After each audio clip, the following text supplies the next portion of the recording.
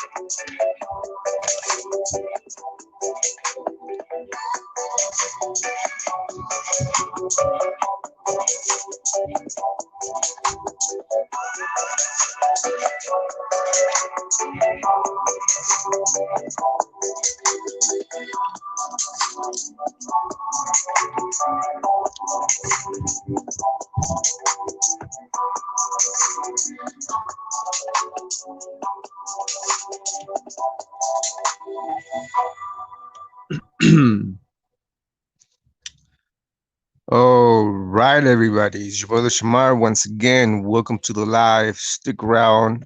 We have a very interesting show tonight. Podcast. We're gonna go into the evolution versus the fossil record. We're gonna touch on that a little bit. Kind of like also attacking a lot of these. I would say like atheist and a lot of the people that believe in the evolution theory, because it's a theory. The so-called thing about evolution is just it hasn't been proven. It's not theoretical. It is scientific, but it's not theoretical. So that's what we're gonna go into. So stick around. Shalom, welcome to live.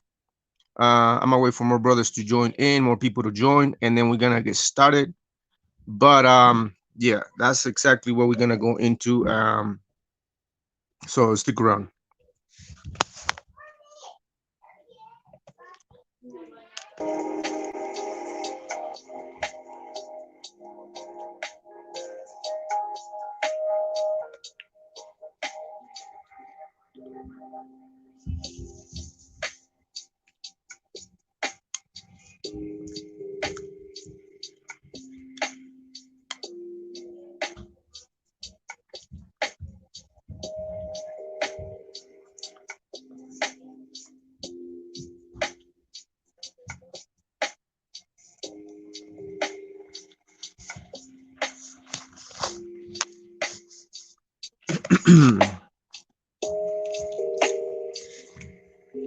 All right, man. So I came across this article, right? It says, world first dinosaur found on fossilized eggs with babies inside, right?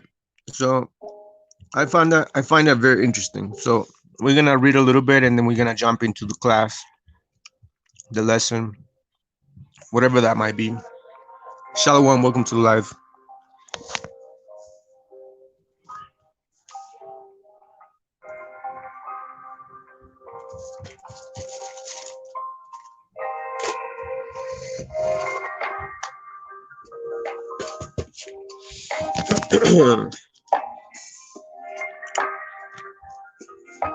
All right, man. So for those who's gonna watch later on, Shalom, welcome to live. Once again, we're gonna get started. So it says world first dinosaur found on fossilized eggs with babies inside. It says scientists have made a major discovery in Ganzhou City in China's southern Jiangxi province.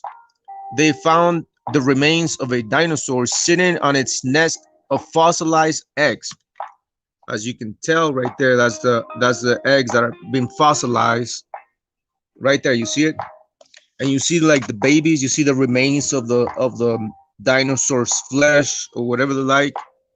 Right. So these ties into what we're gonna talk about, which is the dinosaurs versus the fossil record. Record, right?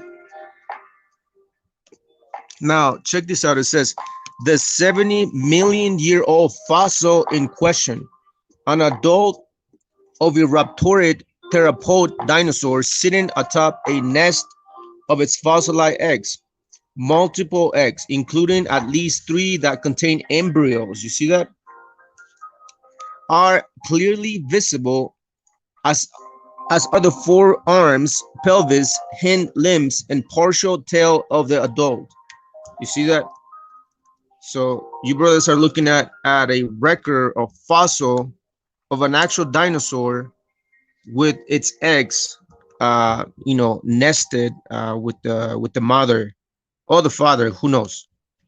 But it's right there, bro. You can clearly tell that those are eggs. You can clearly tell that those are embryos inside the egg. So now, what I always question to a lot of these archaeologists is, the dates that they always use: 70 millions, 200 million, 500 million years old, so on and so forth. Now, a lot of the dating that they use is they use the method of carbon dating.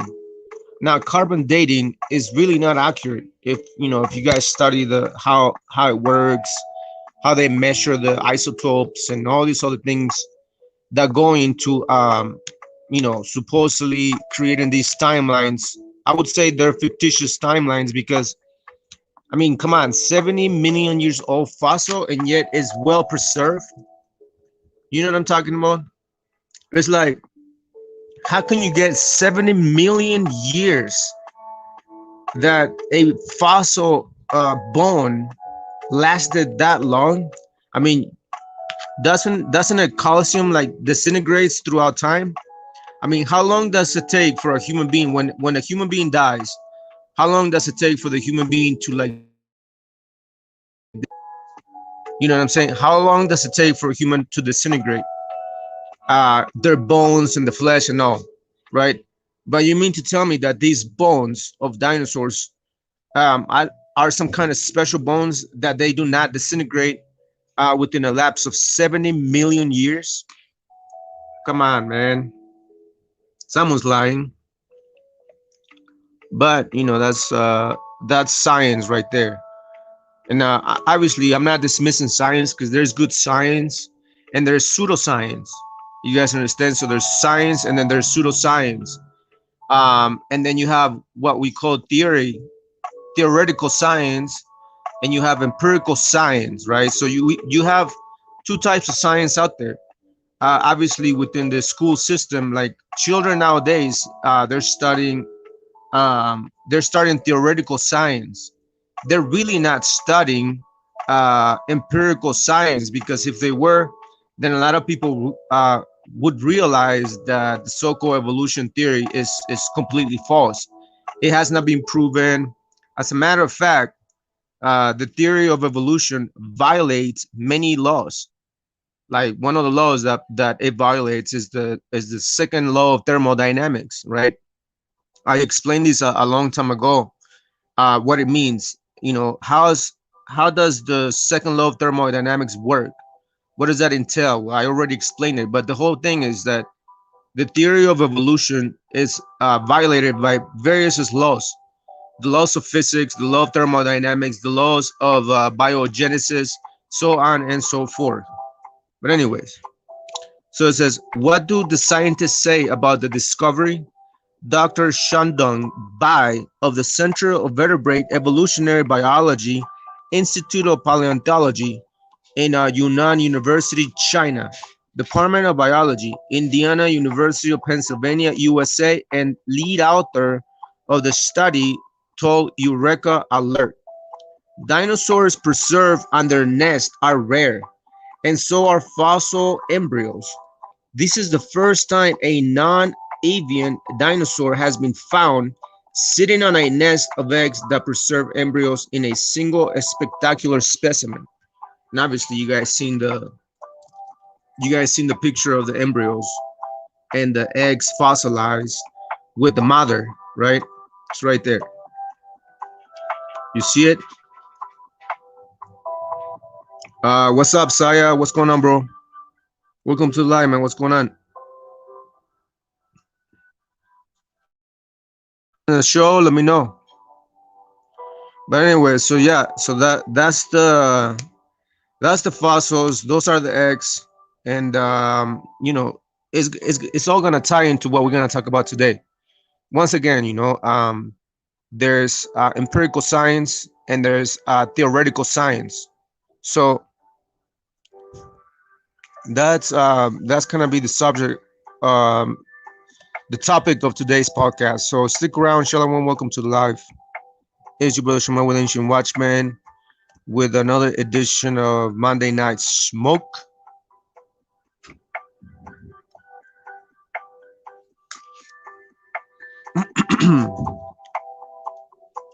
Saya, what's going on, bro?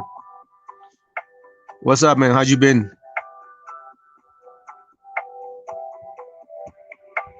Oh, it's right there, bro. All right, so the picture that we were looking at is this right here. It says the dinosaur was found crouched over the nest of at least 24 fossilized eggs in a brooding or protected posture. You see, this suggests that the dinosaur died while brooding or protecting its babies.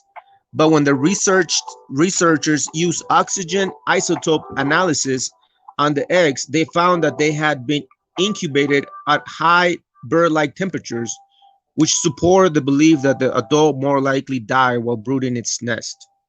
So, Anthony, Shalom, bro. Welcome to live. Welcome to live, bro. Nothing much. Jose was telling me come for Joshua versus JC Prophet Talk. You might be in the wrong show, bro. I don't know anything about Joshua versus JC Prophet Talk.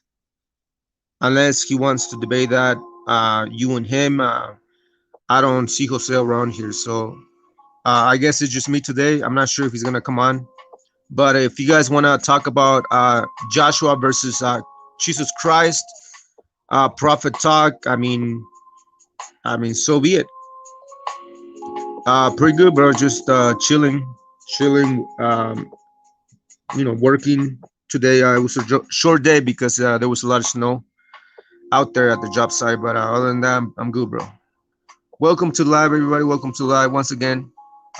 Today's topic is gonna be evolution versus the fossil records out there, and that's kind of what we're going into first, because I came across this article, and they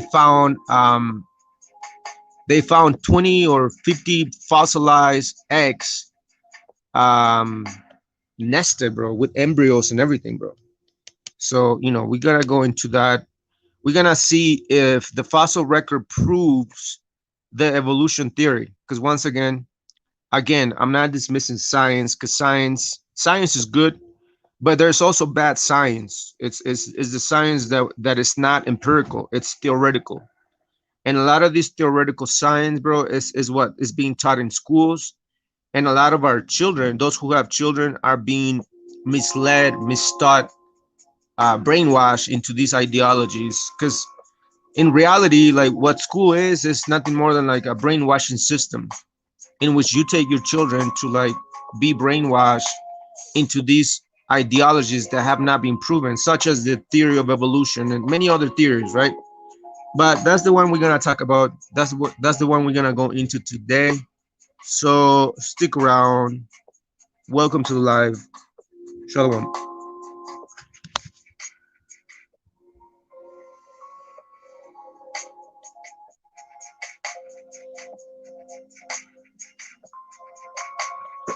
Yeah, man. So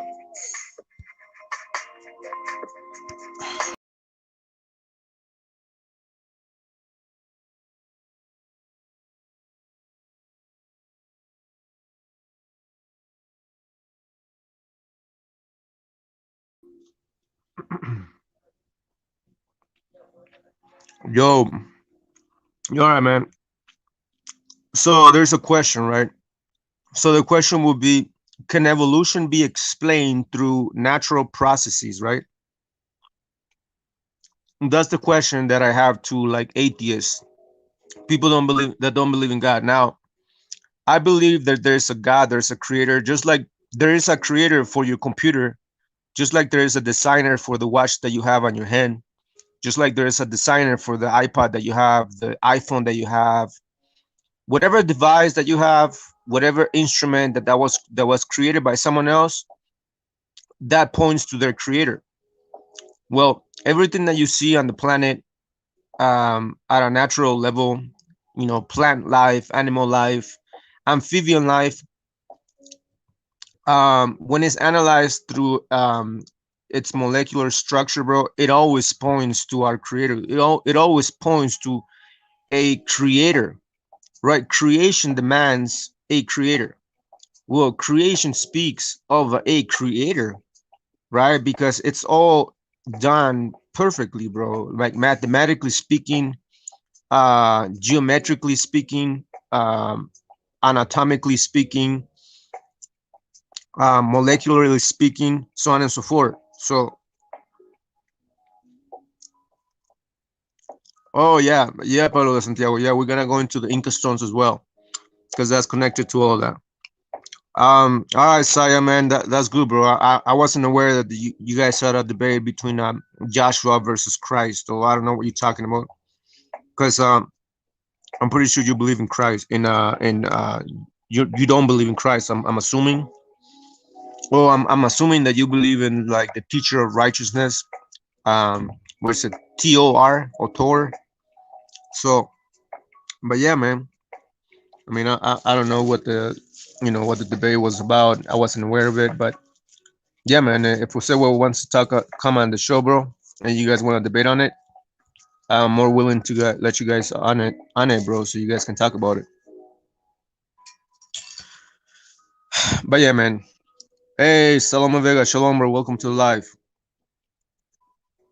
So yeah, man. So can evolution be explained through natural processes, right? Uh, there's a lot of atheists that claim that existence of everything in the universe must be explained by natural processes, right? There's a doctor named Robert Hazen. He's a scientist of the Carnegie Institution of Washington's Geophysical Laboratory and a professor at George Mason University. He was stressing the claim in one of his lectures, a series called "The Origins of Life," quote unquote. And um, in his lecture, he made the assumption that life emerged, but some kind of natural processes. Now, this Dr. Robert Hazen, he's an atheist. Now, keep that in mind, right? Dr. Robert Hazen claims that the existence of everything in the universe must be explained by natural processes, right? That's Dr. Robert Hazen, a scientist, which is an atheist scientist. He had a lecture series called the Origins of Life, quote unquote. So I was saying that in one of his lecture series, he was making the assumption that life emerged by some kind of natural processes. He was proposing that life arose by a sequence of events that are completely consistent with the natural laws of chemistry and physics, right? Now, for the one that is not learned, bro, the one that doesn't read, like all these things, all his assumptions. Now, remember, he said he was making basic assumptions. Now, these basic assumptions, again, for the one that is not learned, it could easily like mislead you mentally, right? Why? Because you don't know what the hell he's talking about. I mean, it sounds really fancy to again to the one that is not learned. That if you hear it, if you're at school, if you're at a if you're sitting down in a school class or in a classroom, bro, you will easily be deceived. Why? Because a lot of people are not read. A lot of people, just follow the status quo. They just follow the status quo. Um. So yeah. Um. Yeah. So his assumption was that they believe that the universe is that is ordered by these natural laws.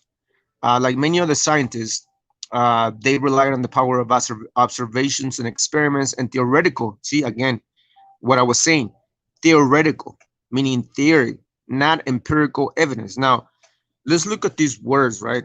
Empirical, right? Because that's a word that is heard out there in the academia many times in the school system too. Empirical.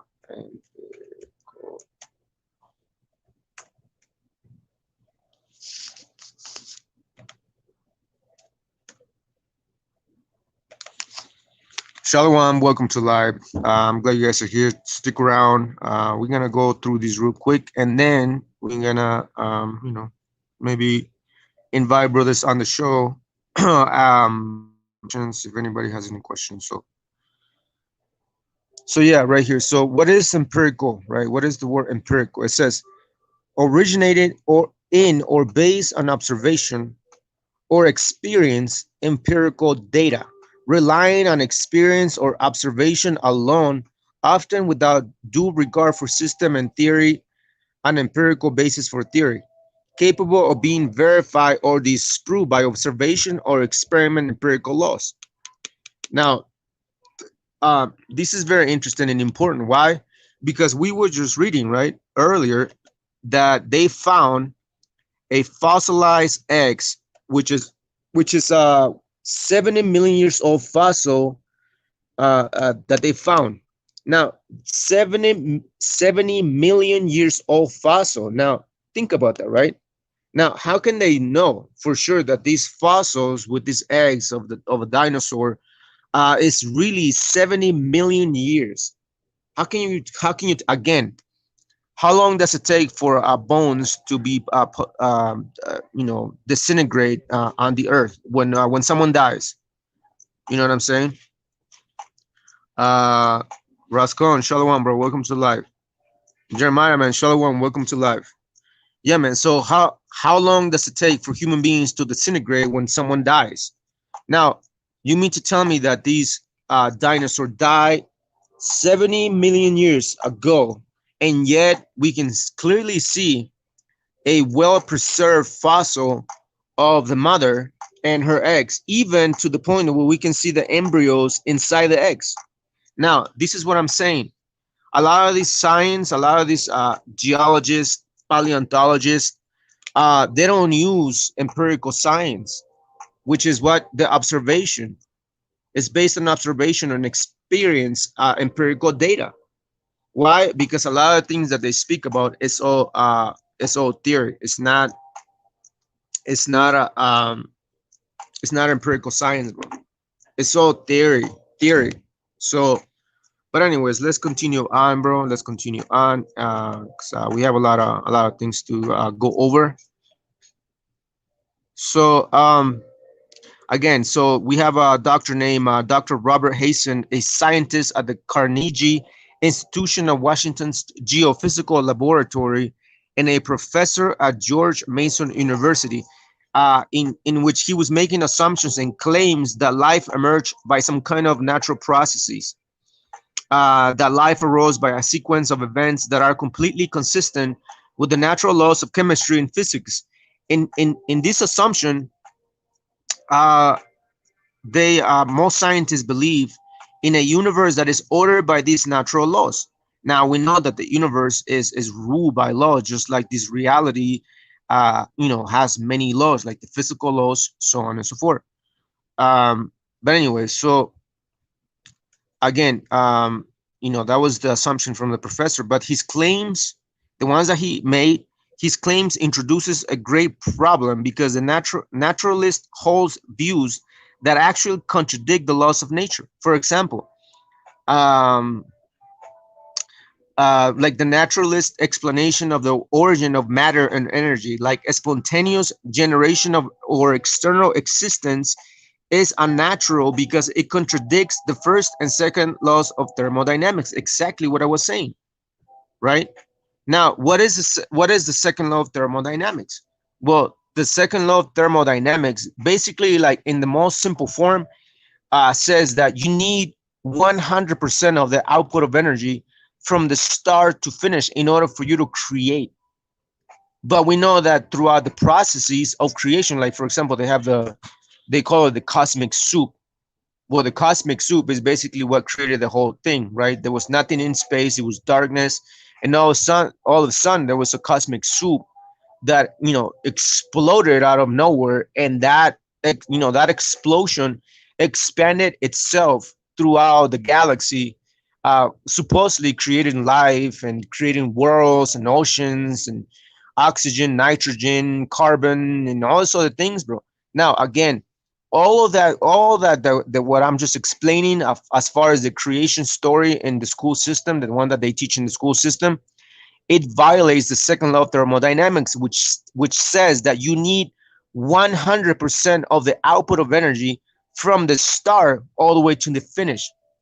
So we know that if this cosmic soup was real and it exploded in the beginning, that means that it had to maintain the same amount of output of energy in order to maintain its potential for creation.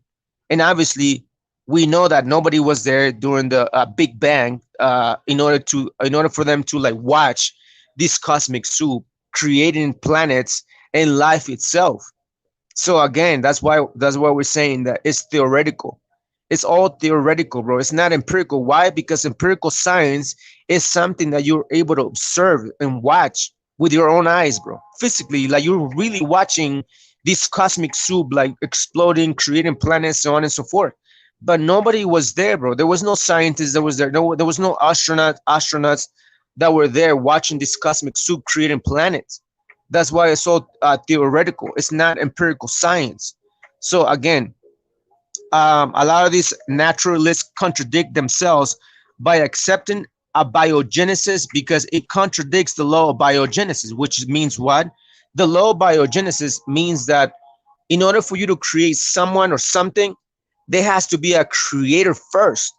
There's always has to be a creator. It's like you cannot say that your cell phone came out of nowhere. Why? Because you're violating the law of like machine genesis, right? Because someone had created that phone. Someone had to design that phone. Someone had designed that phone. Well, it's the same thing with life itself and planets and all the systems that are on this planet, whether it be the animal kingdom, human kingdom, the amphibian kingdom, the bird kingdom, mammal kingdom, so on and so forth. Well, in order for all that to exist, there has to be a biogenesis. There has to be someone doing the creating first. Furthermore, the naturalists contradicts themselves by claiming that different kinds of living creatures can produce other kinds of living creatures, which is completely nonsense, bro.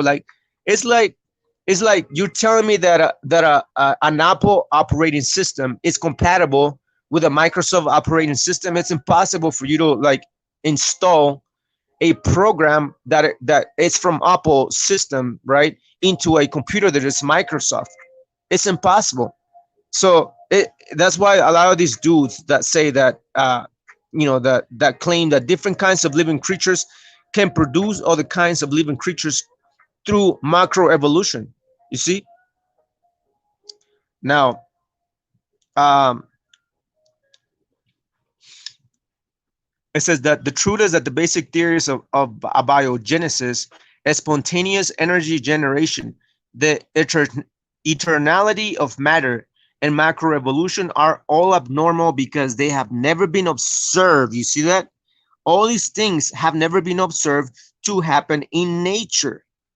And that goes the whole thing about the Big Bang theory with the cosmic soup exploding, creating all these worlds and whatever like.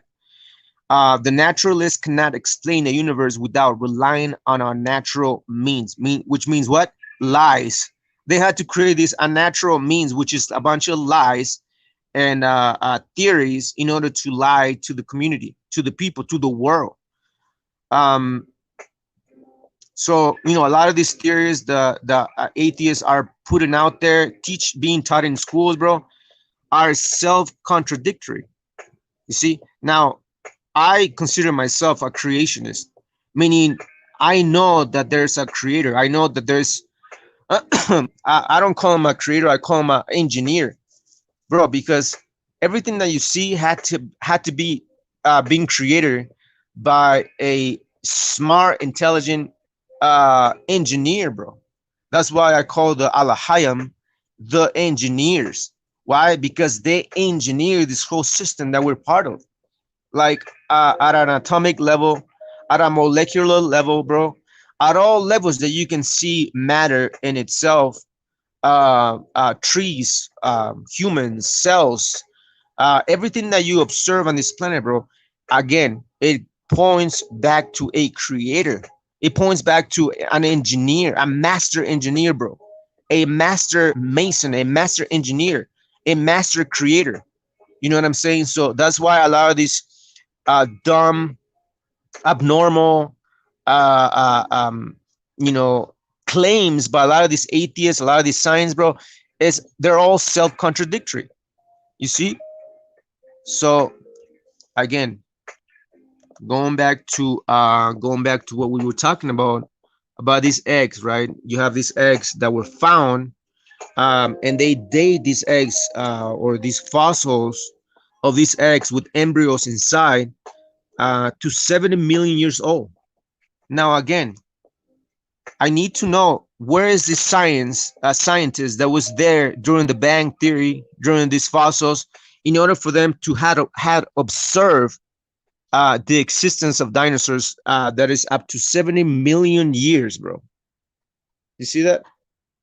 It's not. There's non-existent, bro. It's all assumptions. It's all assumptions and all. It's all self contradictory lies, bro. It's just crazy that uh, people in schools are reading this stuff and saying, "Oh my gosh, it's true. It's 200 million years, 500 million years." Well, hello.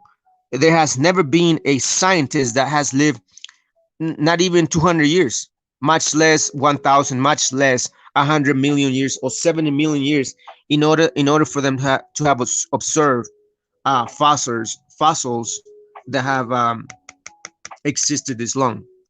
You know what I'm saying? Trujillo, man, shalom, bro. Welcome to live.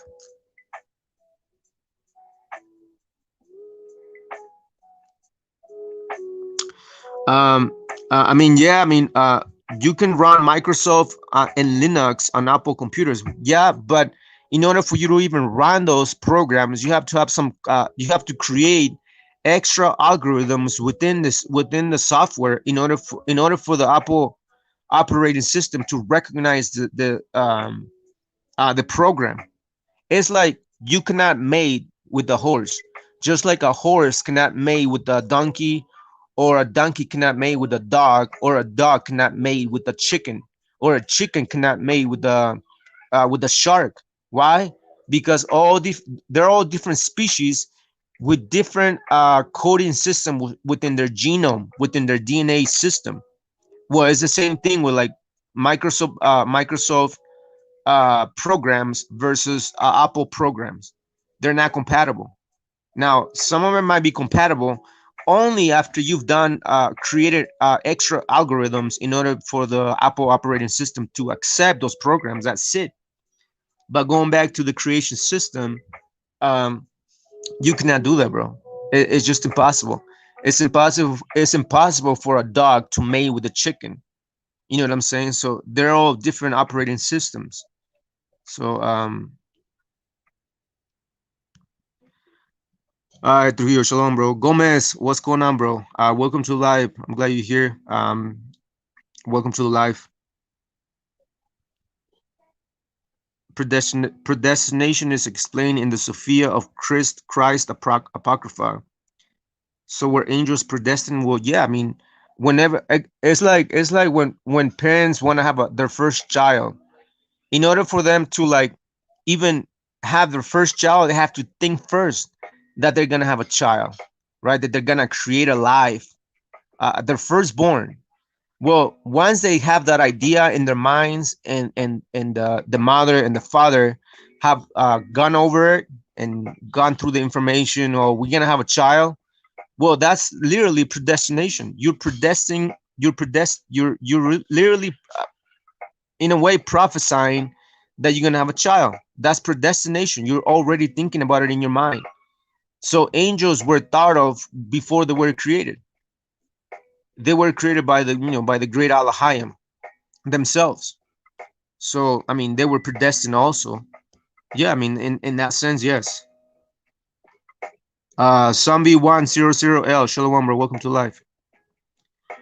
Anthony 2019. Yeah, Sophia of Christ means a wisdom of Christ. The word Sophia is a Greek word, which means it means chokma. It means wisdom. So Sophia of Christ means wisdom of Christ. Isaiah 40:28. Do you not know? Have you not heard? The everlasting God, the Lord of the Creator of the ends of the earth, does not become weary of tired. His understanding is inscrutable.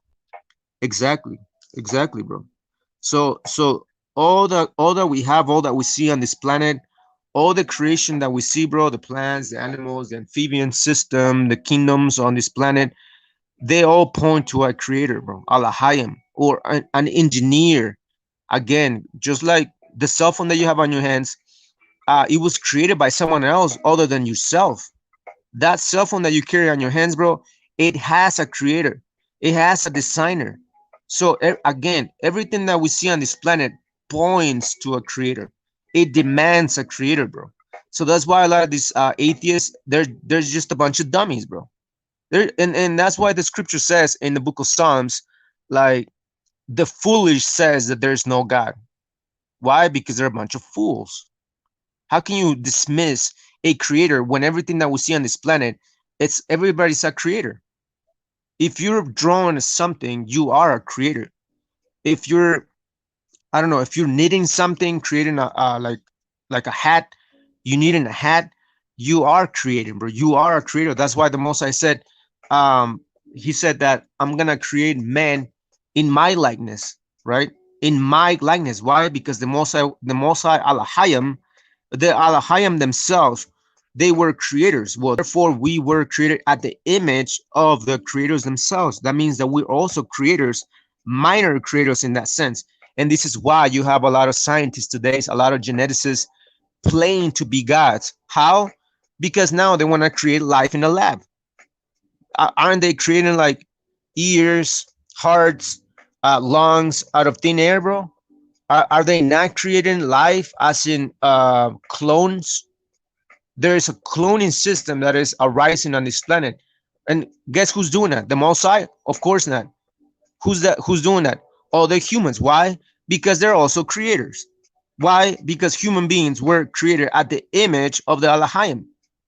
So, anyways, Yisha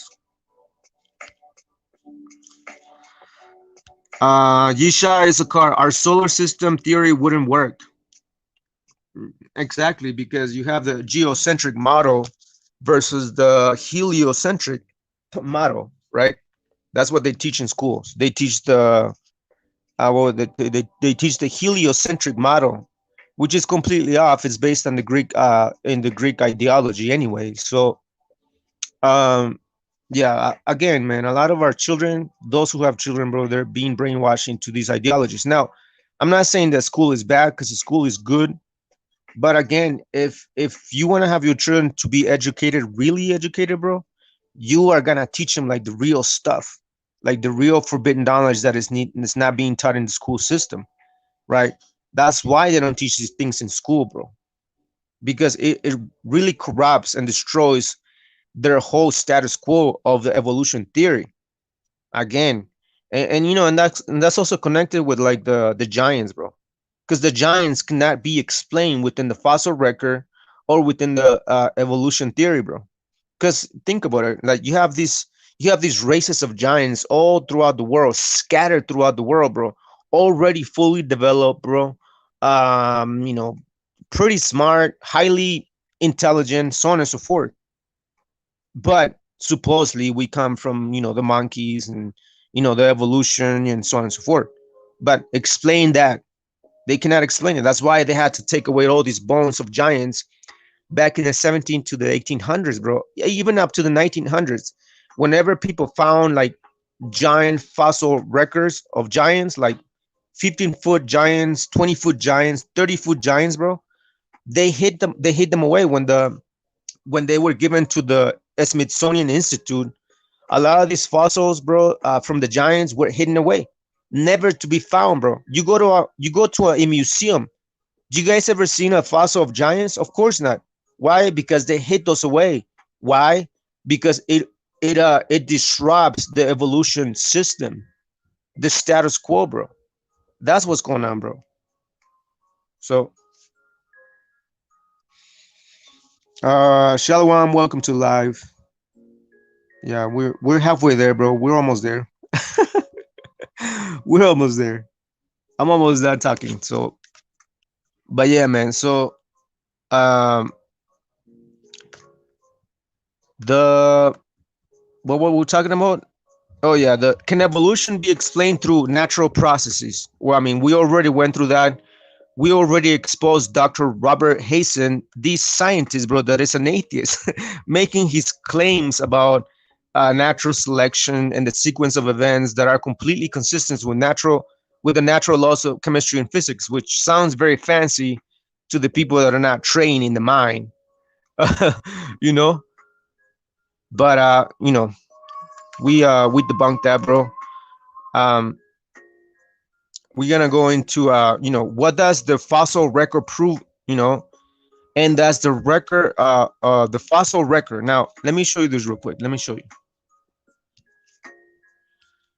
Jisha Issachar, we can't have oxygen on a ball in a vacuum.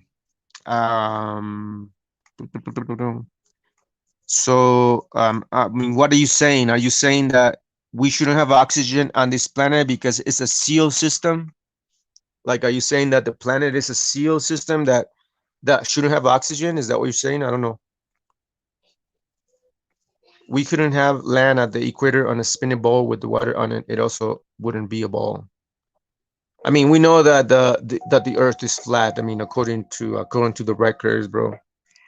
Even according to Torah itself too. I mean, it clearly says that the Earth is not moving, bro. That the sun and the moon are the ones that are moving, so on and so forth. Genesis 1:16, and God said, "Let there be a firmament in the midst of the waters, and let it divide the waters from the waters."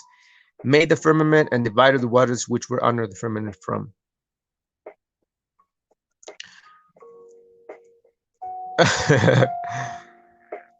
Angels, they have private parts. In Ezekiel, the four spirits within the wheel, which is an angel shapeshifter to enter into different dimensions.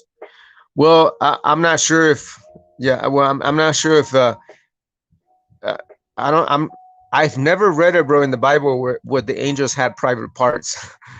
Literally, I mean, you're gonna have to show me this Bible passage where the angels had like private parts. I mean, we know that the angels can actually shapeshift because one of the examples is that when Abraham when the three angels went to meet Abraham. As a matter of fact, let me show you. Hold on.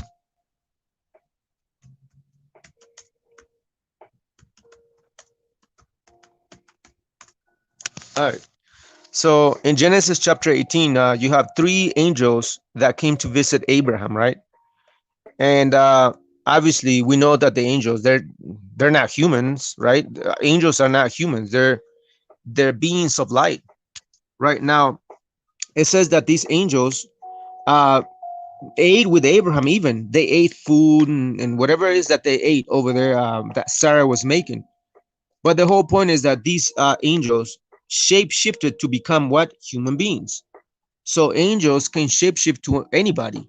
They can appear as humans. They can appear as Chinese, Japanese, Caucasian, Mexican, bro. They can appear as they please. Why? Because they can shapeshift, so on and so forth. But the nature of angels is beings alive, bro. According to the book of Psalms, chapter 104, verse I don't know, verse 3 or 4, somewhere around there, bro. One of the angels shape shifting agents was a human. I'm not sure about that. I don't know where you're getting that from, bro. But I know that the angels, yeah, they can shape shift into humans, but their nature is not human. They're basically beings of light or photons. They're beings made of energy, bro, pure energy. That's why they're able to transfer from one place onto another. That's why they're able to transfer themselves into various dimensions, bro. Right? Because obviously we know that this entire reality is made up of what? Energy, flowing through and fro. So if all these places energy, bro, well, energy can only transfer from one place to another fast. So that's why the angels are able to shapeshift. But they can eat. Well, they of course they can eat. So maybe they can make giants. Of course, bro. I mean, come on, like genetics. I mean, it's all about genetics. So imagine you being an angel, shape shifting into a human, bro. Well, what is gonna be running through your system? Just pure angelic divine energy, bro. So imagine you have these terrestrial body, and all of a sudden you mate with a regular human being.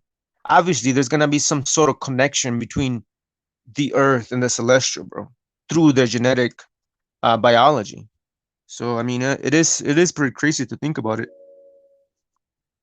But like a pure angel cannot mate with a human being, because the human will be destroyed through light. But anyway, so um, we're gonna go through our last point, bro. Oh, I was gonna show you these, bro. I was gonna show you these. Oh, before we go into this whole thing, bro, I just want to point out this post that Trujillo made, bro. I really like it, bro, a lot. And this is the reason why sometimes I don't even deal with people anymore. Why? Because it's just a waste of time. It says, the only bird that dares to strike or to peck at the eagle with his beak. Now, you notice there's an eagle, right? There's an eagle, and I think that's I don't know, that's a crow. Yeah, that is a crow on top of an eagle.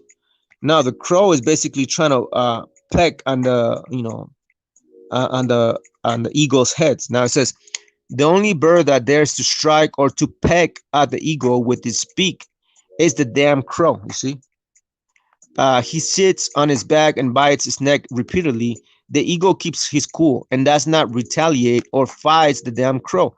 He doesn't waste time or energy on his ass. He simply spreads his wings and starts ascending as high into the skies. Um, the higher the eagle flies, it will be harder for the crow to like even breathe. And then after that, the crow falls. So this is why like I don't necessarily deal with folks on Facebook anymore, bro, because sometimes it's just a waste of time. Um, let me answer this other question before we go into the other topic real quick. This brother asked on one of the posts on our group, Guardians of Truth. He says, "Who is Satan?" Satan just means accuser. And then I said Satan is just a verb used as an adjective sometimes, so anybody can be Satan. Now, when I said Satan is used as an adjective or a verb, it is because uh, like especially like when Christ told Peter, "Get away from me, Satan," or something like that. Well, he was basically calling Peter, um, like like Satan means like um, like you being contrary to what you're thinking, like being against. As a matter of fact, let's see if we can see the word Satan, what it means. Satan definition.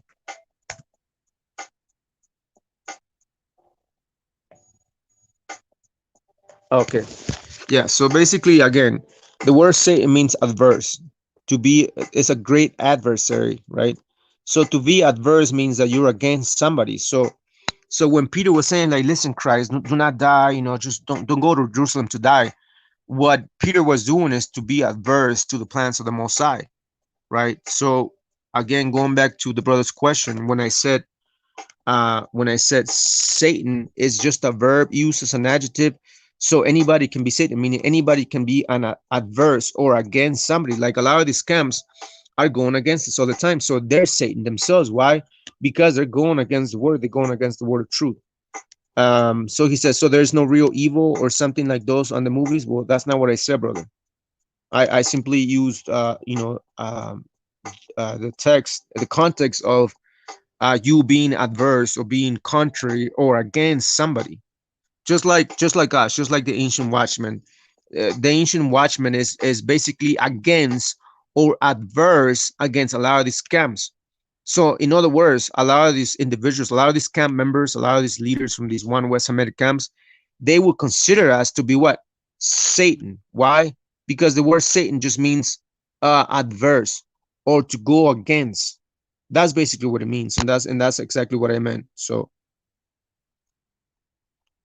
anyway, so let's continue on. Oh yeah, man. So again, like since I'm black, I can't comment, but yeah, man. So you have this sister says all need to be burned, referring to the idols that our people be worshiping today. And then this dude, which really a lot of these dudes hate with their guts. I don't know why, but he goes and says, let's start with the Yash Itayak, which is my name on Facebook. Meaning what? All need to be burned. Well, the context of this comment, all need to be burned, is talking about um the idols. But this dude goes away and says, let's start with the Yash, as if he wants to burn me. And then you got this brother, shout out to Daniel Yafes. He raps, and I showed one of his songs before. It says, you got mad, huh? And had to post native Jesus to counter the black Jesus comment when I already included Hispanics worshiping all kinds of idols. I see right through you, hermanito. If you really have an issue with Ayash, come join the live podcast and defend your cause. Obviously, none of these clowns are ever gonna show up, bro. Ever. Why? Because they're just like to talk all this shit on the boards. But when it comes to them proving their case or talking, their BS stupidity that comes out of their minds, they're nowhere to be found, bro. We're always live on Monday night, Friday night Miami's, but none of them are here, bro. Shalom. So the hatred is real, bro. The hatred is real.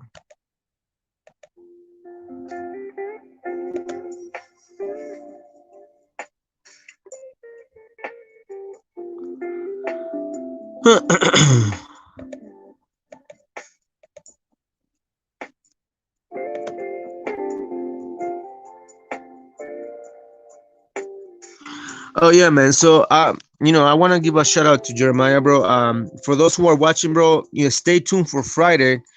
We have brother Jeremiah, the Philistine Slayer. This brother is sharp, bro. He's been slicing Yahudim for 12, 13 times already. But the brother did a beautiful presentation slideshow on all the curses pertaining to the so-called Hispanics and Native Americans, bro, and how our people fit all the curses to a T. Whereas a lot of these clowns, a lot of these Hamites, bro, they do not fit the curses at all. I mean, you guys, brother, seen it many times, bro. When a lot of these brothers come to our show, bro, And we asked them, prove how you fit the curses in West Africa. They can't prove it at all. It's all crickets. All they say is like, well, that happened in Jerusalem. Of course, it happened in Jerusalem. Duh. And so, if it happened only in Jerusalem, then why are you guys claiming to be the tribes? If none of those curses happened in West Africa, so on and so forth. And then you got brother, this dude, this Hamite taught James, going back and forth with Jeremiah's. He said you are illiterate to both history and scriptures, which is completely wrong because the brother Jeremiah is pretty sharp when it comes to the history of our people. Pequeña Auca, Shalom, welcome to life. So, stay tuned for Friday Night Miami. Jeremiah is gonna bring it out, bro. He's gonna do a beautiful presentation on the curses of Deuteronomy chapter 28, verses 15 through 68, pertaining to the so-called Hispanics, Native Americans. So stay tuned for that. Don't forget to tune in Friday Night Miami at 8 p.m. Eastern Standard Time. So I wanted to make that announcement real quick before I forget. So, all right. So let's go back to the lesson, bro. Go back to the lesson.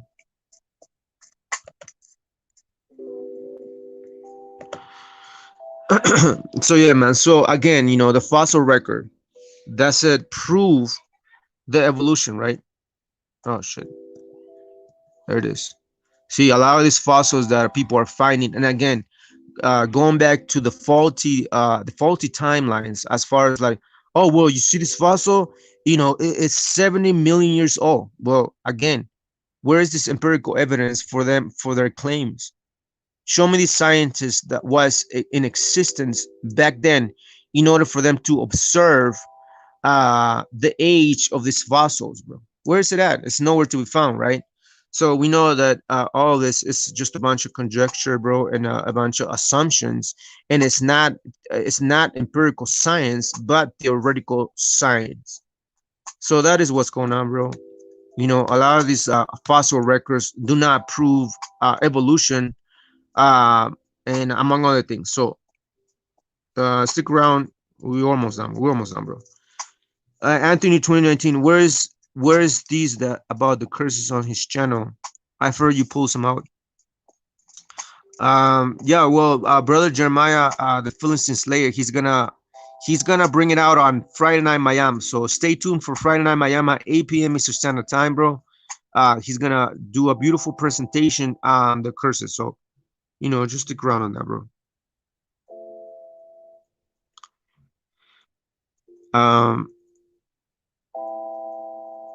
The angel looks like the white man in the book of Enoch, whose private parts are like horses. No, that's not what it's saying, bro. I don't understand where you're getting all this information, bro. As a matter of fact, let's look it up first, because I don't know, you're misleading people, you're misleading yourself.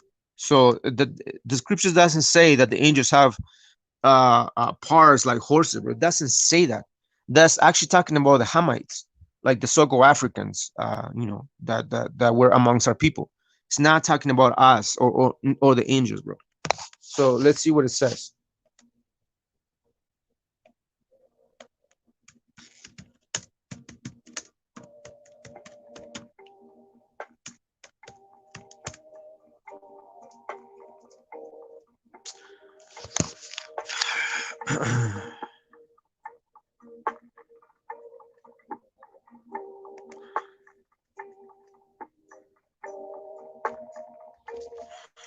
Exactly, bro. Exactly, Trujillo. All right, man. So we are gonna read the book of Ezekiel 32, verse 20, because that's basically where you're mixing two scriptures. You're mixing the book of Enoch, chapter 105, 1 through 3, I believe, and you're mixing Ezekiel 23:20. Well, Ezekiel 23:20 has nothing to do with angels looking like white men, which we know we can read that in the book of Enoch, chapter 105, verses 1 through 3. Well, the book of Enoch, chapter 105, verses 1 through 3, has nothing to do with Ezekiel 23:20, which is what you're saying right now. Now check this, right? Check this out. It says, I'm gonna read from verse 19, which is the context of the adultery of our people. It says, Ezekiel 23:19 and 20 says, 19, yet she multiplied her promiscuity.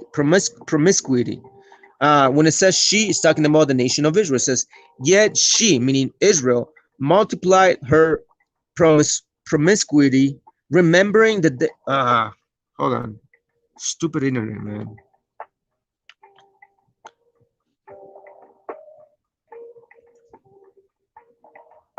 Okay, okay, so it says, yes, she multiplied her promiscuity. I can't pronounce that word, man. Fuck. And I keep my internet keeps acting out, man. Stupid. Fucking shit. All right. Yet, see, you see, bro, bunch of demons in the algorithms of the internet, the worms of the internet, bro, acting up. They're acting up anyway. So, yet she multiplied her promiscuity, remembering the days of her youth when she had prostituted herself in the land of Egypt. You see. So again, it's making a reference to the land of Egypt, which is the land of Ham, Hamites, in which the Hamites were our oppressors that were oppressing our people. It says, and lusted after their lovers, which is what? The Egyptians, whose genitals, come on, stupid chat.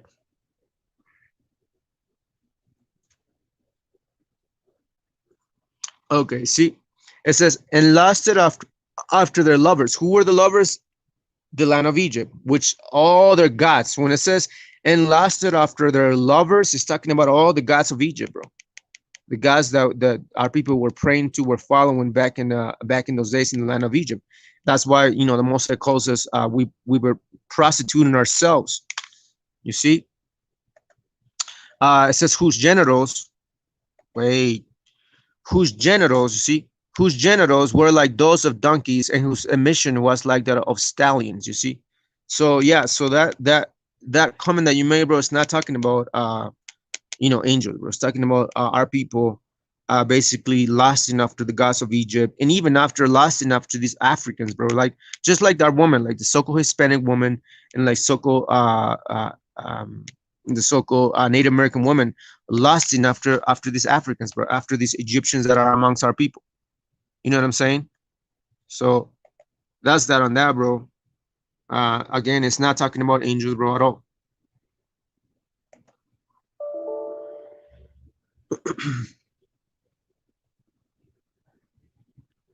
Exactly, bro. Exactly. So again, it's not talking about angels, bro. It's talking about Egypt. In context, when you read the first 19 verse and you read the next verse, is that's the context of it, bro.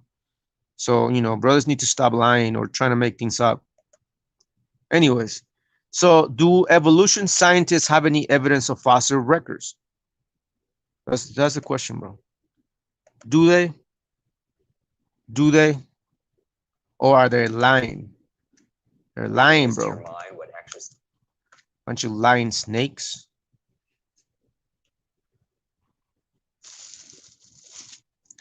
Yo, what you guys know about these, huh? What you know about these?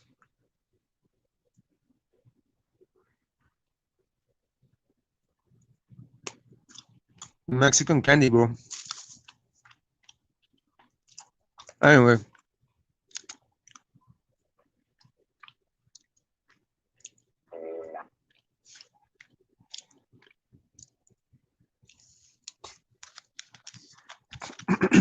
Shalom, everybody. Welcome to live. Thanks for sticking around, man. Thanks for tuning in. Once again, it's your brother Shaman with Ancient Watchman. Coming at you live, bro. Direct. So yeah, man. So where were we? Okay. We were right here. Right here.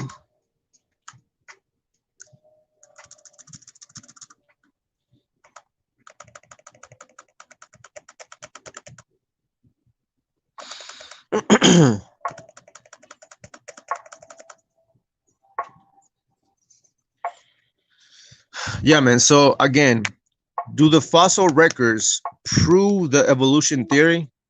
Right? That is the question.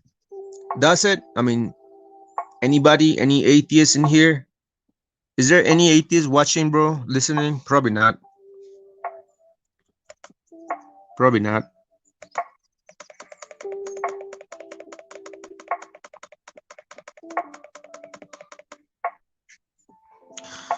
Right, man. So there it is.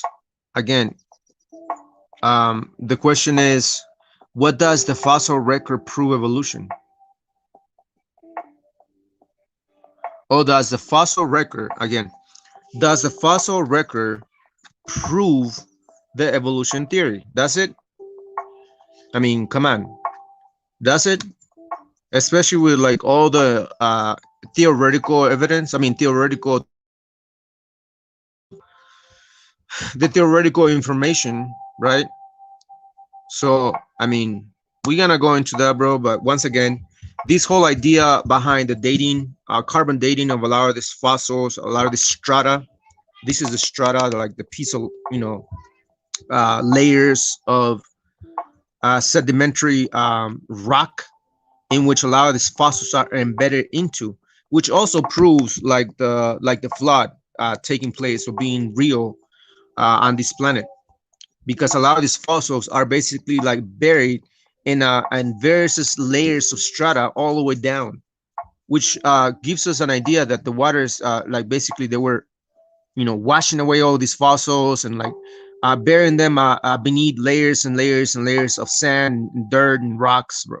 And that's why we have the fossils, because they were sandwiched in between various layers of dirt and sand and rocks and whatever the like. So that's why we have the fossils. But that doesn't prove evolution. And we're gonna go into all of that, and then we're gonna call it a night, because I don't want to take too much time from y'all.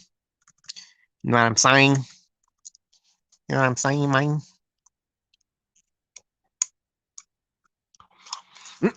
So yeah, so the question was, can the fossil record prove evolution? And the short answer is nah, it doesn't. It can't. Mm, what the fossil records prove is that obviously, there was animals that died and they got fossilized and sandwiched in different layers of strata. That's all it proves, that animals died. It doesn't prove the theory of evolution at all, bro. Right? And then we're gonna read it out of the horse's mouth, bro. We have a lot of horses, and all these horses are gonna tell us that it's all false. It's all a bunch of BS, bro, made up to deceive the masses, bro. So, uh,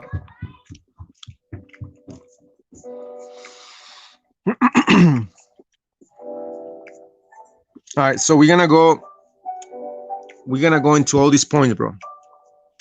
Hold on.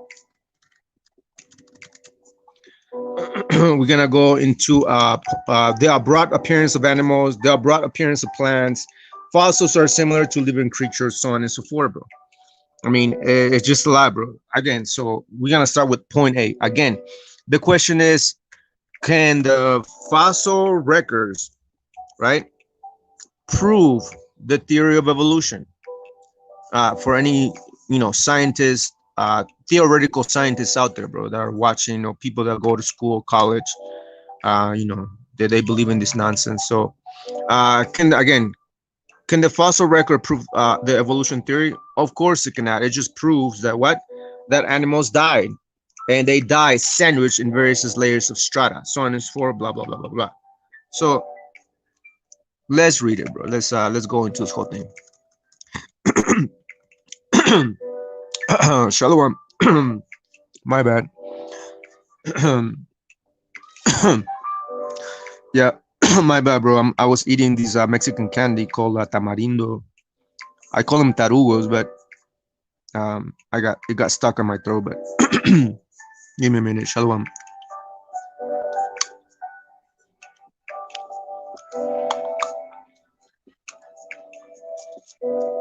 Mm, all right.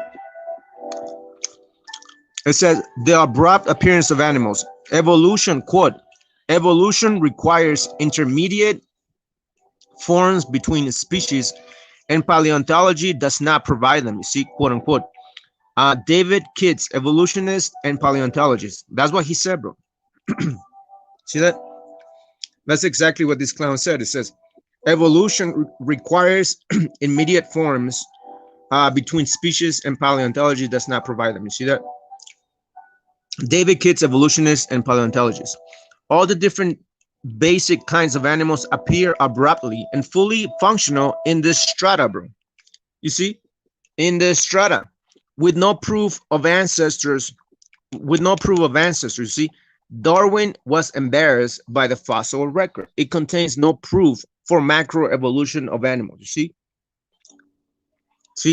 So there's no there's no proof of macroevolution. Now, macroevolution is what basically Darwin was saying, like, well, we came from a from like I don't know, like one single cell organism, and then that one single cell organism multiply itself and like started having like all these various membranes and different cells and whatever the that basically, like, what they say is that this single cell organism is what created all sorts of organisms on the planet, and that's what they call it macroevolution. Well, macroevolution is not, it's not real, bro. It's not there. Exactly, bro. Tarugos, right? Like the tarugos that never show up here, bro. They always want to talk all this shit, bro, but they never want to come and debate their tarugadas. Oh man. Oh hell yeah, bro. They're bomb. You see that? 1, 2, 3, bro. Yum. Gomez, the math probably doesn't add up either. Like the rate of change from macroevolution. Yeah, exactly. The data, the mathematical data doesn't even add up, bro. Like example will be like when you compare the age of the Earth, which what is the age of the Earth? What is it? Like, what is it? 5.5 million years or something? As a matter of fact, let's look it up, bro. Let's look up this the Earth.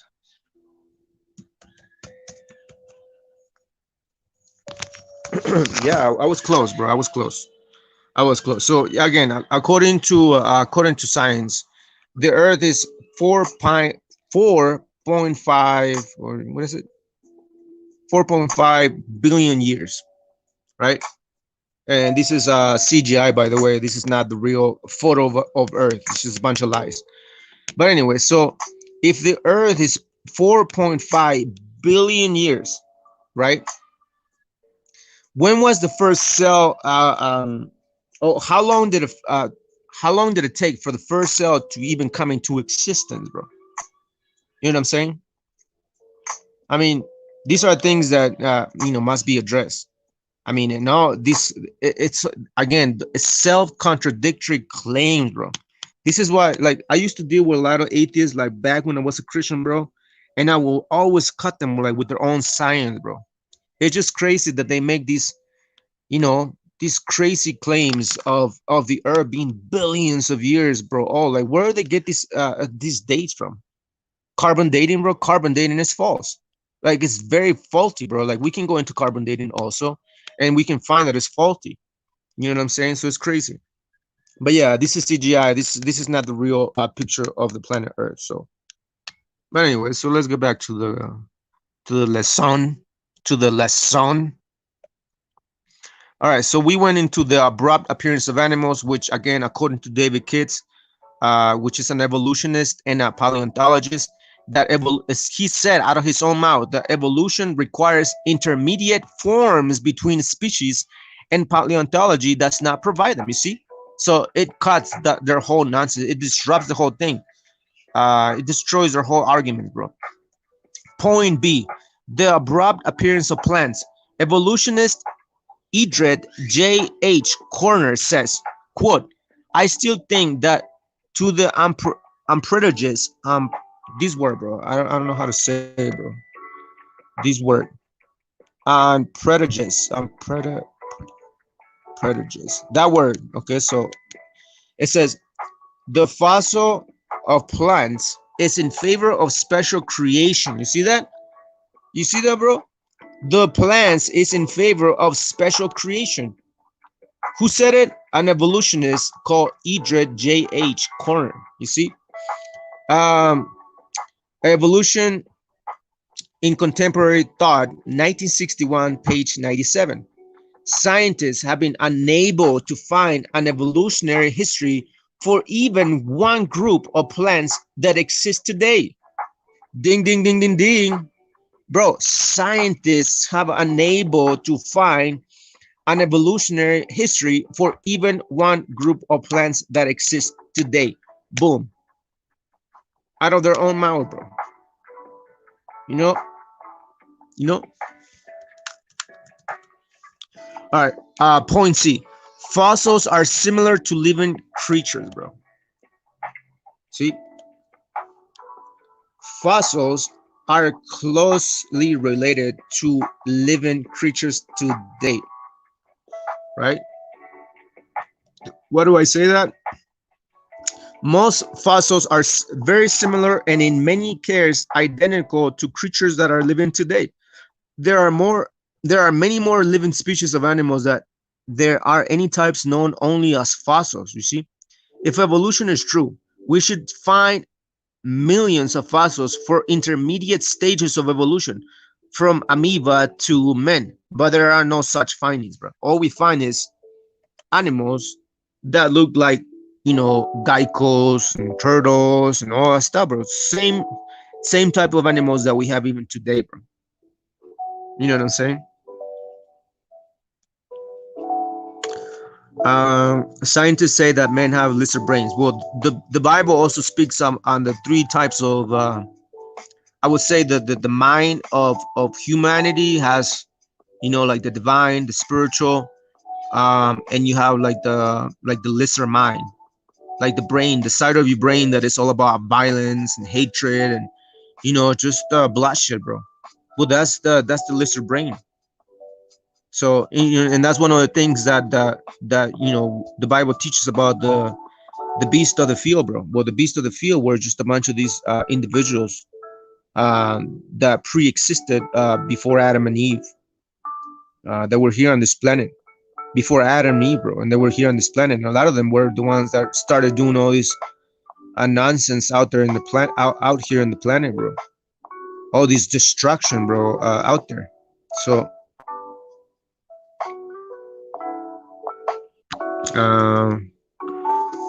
what do you mean, bro? My ex-girlfriend was a half lizard. Like, what do you mean? Like, you have proof of that, or is you just saying that because she did you wrong, bro?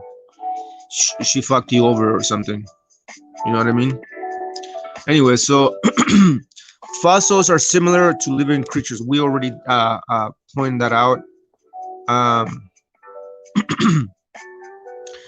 fast fast strata formation. Evidence shows. Hold on. Evidence shows that some sedimentary rocks that were thought to have developed over millions of years actually form in only a short period of a few months or less. You see, bro? Look at Mud Fossils University on YouTube. Yeah, I will check it out, bro, in a minute. But yeah, man. But yeah, so I mean, it's pretty crazy, bro.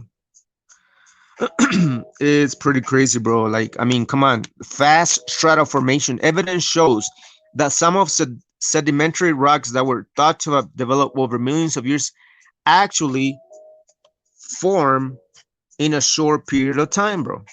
See that? Like all these strata, bro. Again, there's even evidence of like animals that are in the fossil record today that are alive in our modern age, bro. So how can these animals be millions of years old, yet we find animals that look like the ones in the fossil records, and they look the same. But going back to the fast, what do you call it, a fast strata formation was right here, bro. There's a fast strata formation that has been formed for like a few years or whatever. Like you can see that, bro. Like when you go to a lake and the lake dries out, what do you see, bro? You see strata being formed. And if you dig through that dirt that has already dried out because the lake dried out or the river dried out, whatever that case may be, you will notice that there's fishes sandwiched between those layers, bro, of dirt and strata, bro. So this whole idea behind these 200 million years old, blah blah blah blah blah, is just a bunch of conjecture, but it's not even true. But that's what people believe in the school system. That's how you brainwash these children in order to not believe in the Most High, to not believe in a creator, bro. Even though everything that we find on this planet points to a creator, points to an engineer. What I mean. So all right. So last 3 points that we're gonna call it a night probably is fossilization, fos, fossilization. Fossilization requires very special conditions. Animals do not turn into fossils unless they are buried quickly before the scavengers, bacteria, decay, and erosion destroys them. These are unusual conditions. Therefore, the existence of the fossils strongly indicates catastrophic conditions were the cause of their preservation. Which is what was this catastrophic condition, bro? Ding, ding, ding, ding. What was it? The flood, bro. And then we're probably gonna talk about the flood another day, bro. We're gonna go into depth about the flood and what went down during the flood, bro, and many other things, bro, because it's pretty interesting. But so yeah, the catastrophic event that took place was the flood, bro, and the flood was the one that that brute force of these waters massively flooding the entire planet, bro, to the point that the highest peak of the highest mountain was covered up, bro. You know what I'm saying? So that must have been a global catastrophe, bro, that did the job, which is bury these animals in various layers of strata, so on and so forth.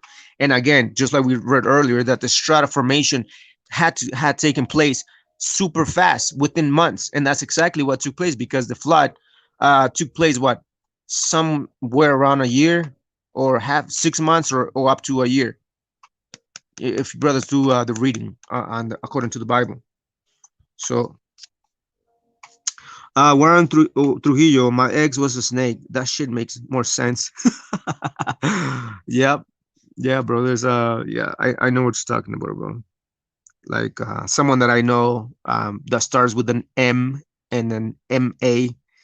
You know, that snake that tried to lie against me, saying, "Well, Ayash, Ayash did magic, and he edited the videos and put my voice into these recordings." I'm sure you guys heard it. Trujillo was there, but yeah, I know what you're talking about. He has the DNA proof that the earth is made of giant creatures, just like the Bible says, even Book of Matthew. Yeah, bro, I know what you're talking about. Like, for example, there is a creature, like a massive dragon, in the Sahara Desert, bro. As a matter of fact, let me find it, bro. Let me find that out. Hold on.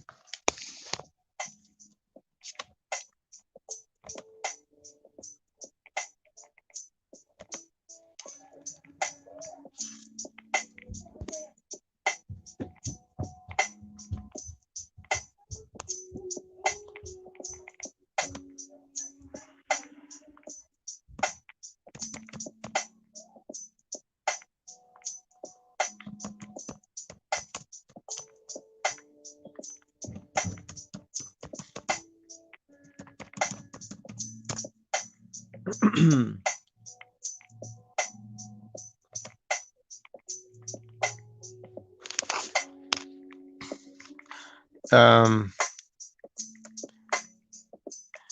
yeah, I think I found what you're talking about, G-Shy, man. Hold on.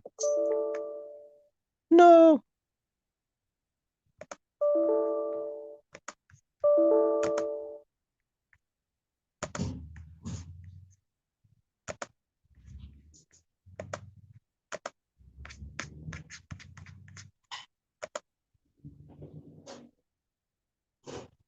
Yeah, man. I came across that a long time ago, man. I was like, it boggles my mind, bro, that those creatures had a must have existed back in those days. Like, they're massive, bro. Like, we're talking about miles upon thousands of miles of the size of these beings, bro. Literally.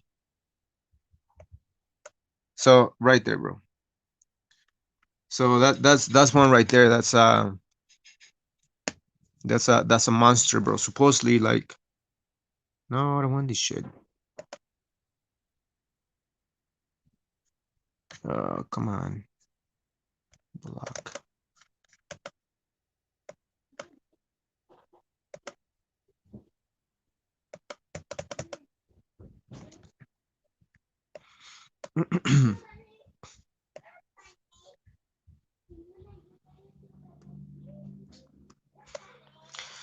Yeah, so this is a fossilized dragon in Mauritian desert, bro. And you guys can tell like the mouth, the tails and stuff. It's right there, you see? It's literally a fossilized dragon, bro. This dragon is massive. It's like hundreds and hundreds of miles long, bro. We're talking about hundreds of miles, bro. So um yeah, there's a lot of evidence on these, bro, out there on the internet, bro. You guys can check it out when you guys get a chance. Um, let's see if we can do a Google search, bro, on that. Let me see.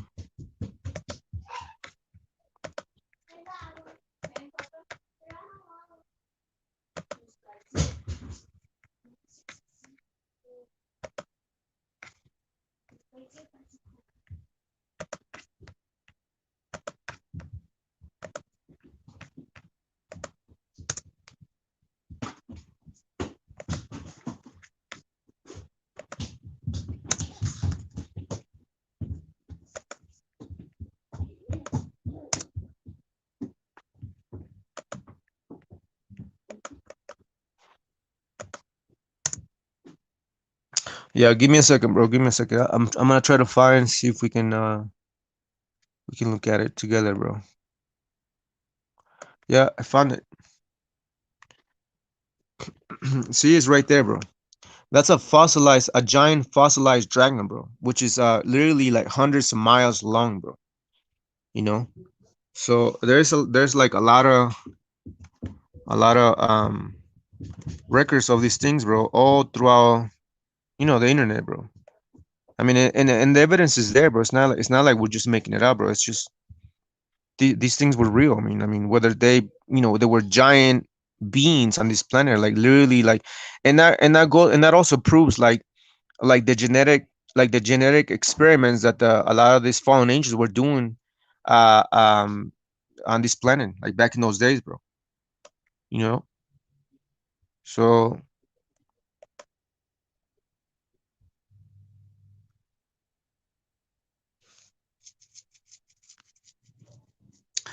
if you look at the satellite, Google Earth is in Morocco, Western Sahara. It's a fish. Yeah, I've seen that fish, bro. That fish is like massive. Like that's like hundreds of miles long, bro. It's like it's crazy, bro. Like imagine these creatures are walking around this planet. Yep. What about the old giant peoples they found? Like, I mean, yeah, like that's exactly what I was saying earlier, like in the beginning of the podcast, bro. That there was a lot of fossils being found between the 1600s to the 1900s of many giant fossil records, bro, for bones, skeletons, bro. Literally, like they found like um, burial sites of giant bones, like in Oklahoma, bro, in Texas, pretty much all over the world back in those days. And a lot of the people that found these fossils, bro, of these giants, like, now these giants measure between 8 feet to 15 feet tall, bro. Um, I think the most well known record of giant bones is 20 feet. There was giants that live on this planet, bro, that were 20 feet tall, bro. Think about that. You know? Exactly, bro. Exactly. So, we I have brought this out many times before, bro. As a matter of fact, bro, let me show you my Instagram account, bro, where I made this post, beautiful post, bro, on the Giants, bro, on the Giants. So hold on. Shalom, everybody. Welcome to Live, man. Thanks for sticking around. Thanks for tuning in. I'm glad you guys are making me company, bro, and I'm glad I'm here to make you company too. So we're all learning something. Maybe you guys you know heard this information already. So I don't know.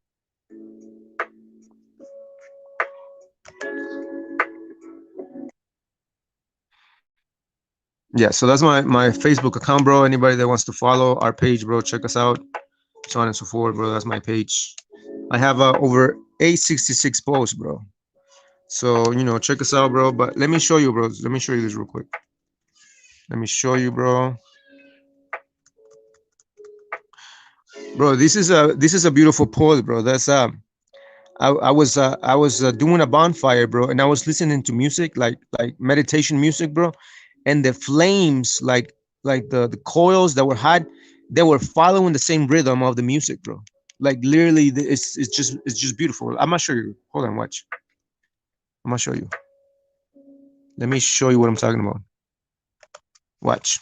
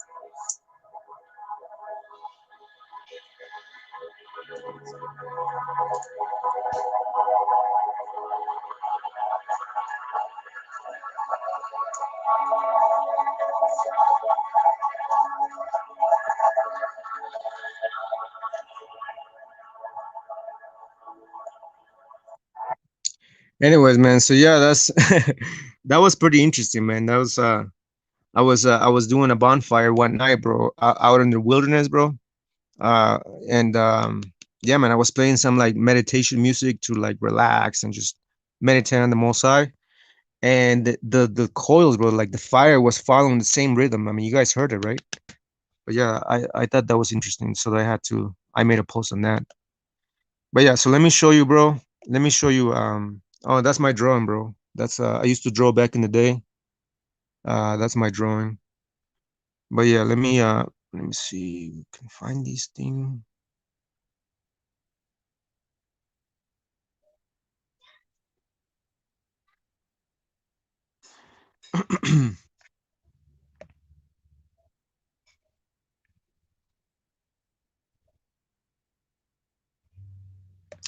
Yeah, this is one of the songs I did, bro.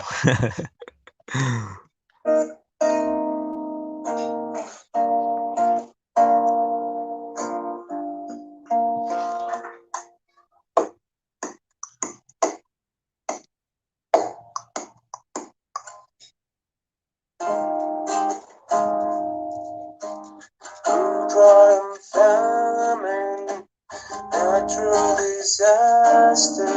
My baby has been around for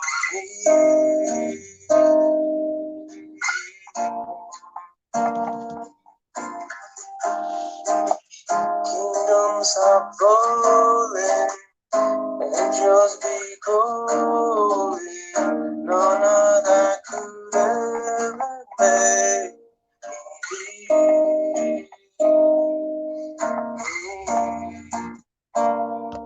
Anyways, man. Anyways, so let me look for these. Thanks, bro, Trujillo.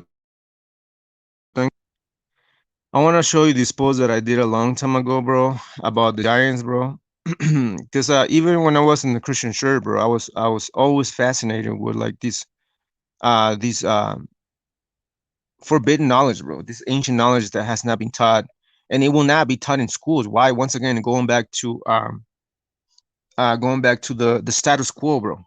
You know what I'm saying? The status quo from the school system. And that all begins with like the evolution system and that theory, bro, that keeps the minds of the people at bay, enslaved to this ideology, bro. Because that's what it is, bro. It's an ideology. It's literally like a religion, bro. The theory of evolution, bro, is a religion. It is what it is, bro. So um uh, let me see. We're almost there, bro. We're almost there. Hold on.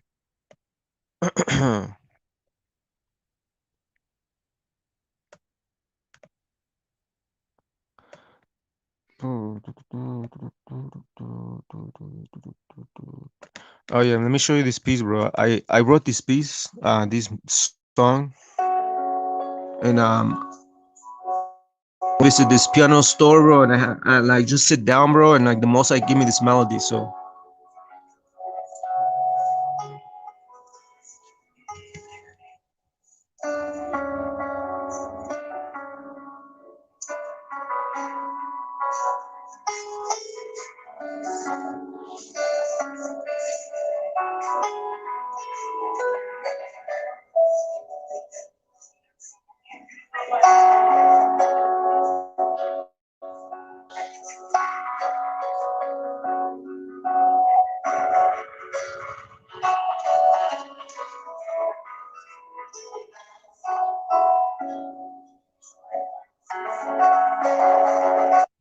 anyways, man, let's keep looking.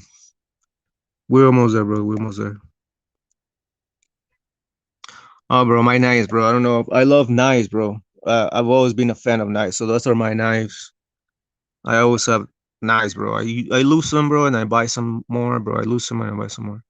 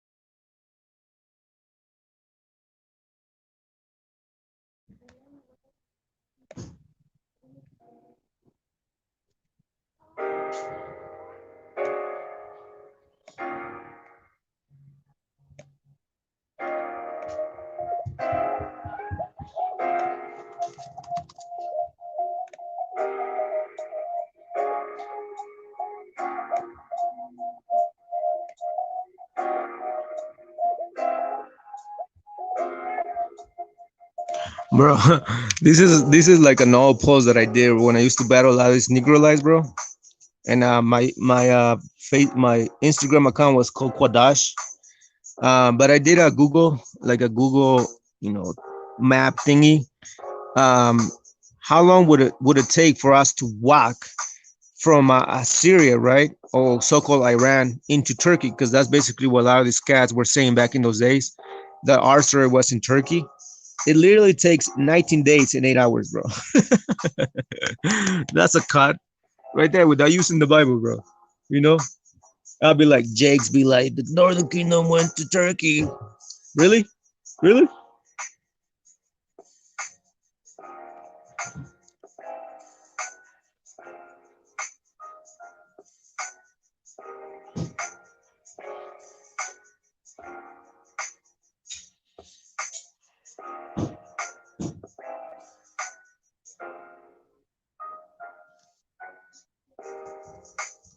Hold on, everybody. Hold on, man. We're almost there. I just want to show you these fossil giants, bro. That I did many posts on it, bro, and that goes into what Jeremiah Visakar was saying, bro. That a lot of these bones were hidden away by the Smithsonian Institute. Why? Because if they show these bones out in the museums, bro, it will be hard for them to explain the theory of evolution, because these giants, these bones of these giants, do not fit anywhere else within the timeline of their so-called, theory of evolution, bro, at all. So they had to take them away, right?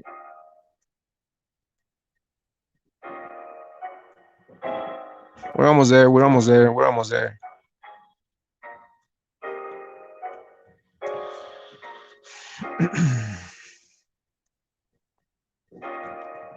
There it is, bro. All right, see. So we had giants, bro. Like literally, there was giants on the planet, roaming the planet. It says uh, there are a number of these reports about the discoveries of the remains of human giants.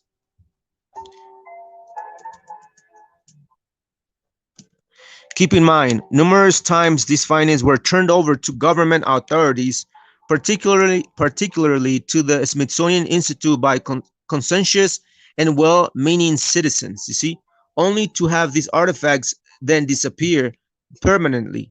Below is a good example of that. Well-known zoologist Ivan T. Sanderson, a frequent guest on Johnny Carson's Tonight Show in the 1960s, usually with exotic animals, reported that in 1944, during World War II, an army engineer with whom he corresponded told of how his crew had been bulldozing through sedimentary rock when it stumbled. Let's see. It stumbled.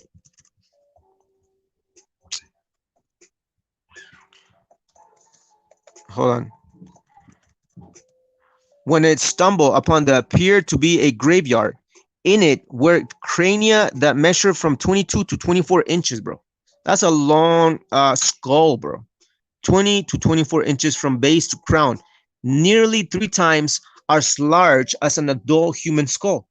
Had the humans to which these skulls belonged been properly proportioned, they undoubtedly would have been at least 12 feet tall or taller. He delivered the evidence to the Smithsonian Institute, where it was never heard nor seen again. Sanderson was quite puzzled by these, and later wrote, "Is it that these people cannot face rewriting all the textbooks?" You see that? So there's many evidence, bro, of giants like this clown, like this dude right here, 12 feet, bro. It says this photo of a fossilized Irish giant. You see that giant? It says this photo of a fossilized Irish giant was taken at a London rail depot and appeared in the December 1895 issue of Strand magazine. The giant was allegedly dug up by Mr. Dyer while prospecting for iron ore in County Antrim, Ireland. It was 12 feet 2 inches, which is 3.71 meters tall, weighed 2 tons, and had 6 toes on its right foot. After being exhibited in Dublin, it was brought to England and exhibited in Liverpool and Manchester at sixpence a head, attracting scientific men as well as gaping sightseers. After legal dispute over ownership, nothing more appears to have been heard or seen of the exhibit, you see? So this giant was 12 feet, bro. 12 feet 2 inches. You see? We have another one right there, between 15 to 20 feet tall. I mean, the evidence is just out there, bro. I mean, and I show you guys this one before. In the 1950s, during a road construction in the Euphrates Valley of southeast Turkey, so on and so forth. I mean, we have this giant that must have been at least 14 to 16 feet tall, bro. See that? Again, another one right there, 7 feet tall, another giant. And then we have this one. This is interesting, bro. It's there were giants under Michael Tellinger shows off what could one of the best pieces of evidence that there were giants on the earth a long time ago. It says geologists have marveled at this giant footprint in rough granite about 4 feet long. This is a 4 feet long feet, bro. See that? 4 feet long. It is located in South Africa near the town of Mapalusi, close to the Swaziland border. This amazing footprint in rough granite was discovered in 1912 by a farmer called Stoffel Coetzee while hunting in what was called the Eastern Transvaal. And so on and so forth, bro. And then I have the video, bro. You guys can check it out. That's the you guys can type on, and that's the video, bro. It's real. It's a real fossil, bro. This giant was massive, but that's just that.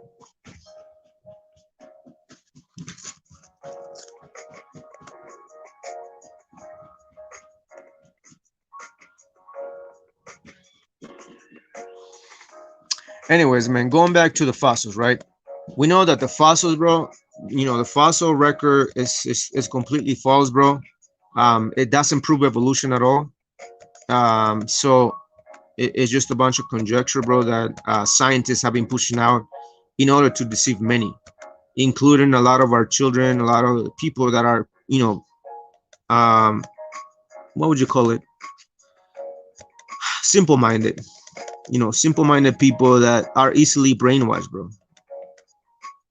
So again, that's the strata. The strata does not prove, bro, the theory of evolution at all. So, and it again, the the idea that these dinosaurs, are dated to 12, 20, 70, 200 million years old, it just completely false. You know why? Because there's this stones called the Inca stones, bro. You see the Inca stones, those stones right there. As you can tell, there's a human being that is existing right next to the dinosaurs, bro. See, so the the humans were walking with the dinosaurs some point a long time ago. I don't know when, but I mean, what are human beings doing walking with dinosaurs, bro? You see that?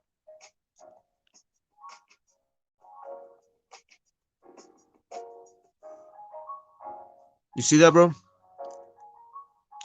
You see that? There's a T-Rex killing a human being. You see that?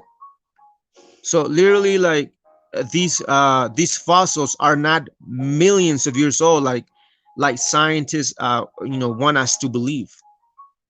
They're just recent, bro. These animals were just recent. Like that means that human beings were contemporaries to the dinosaurs, bro.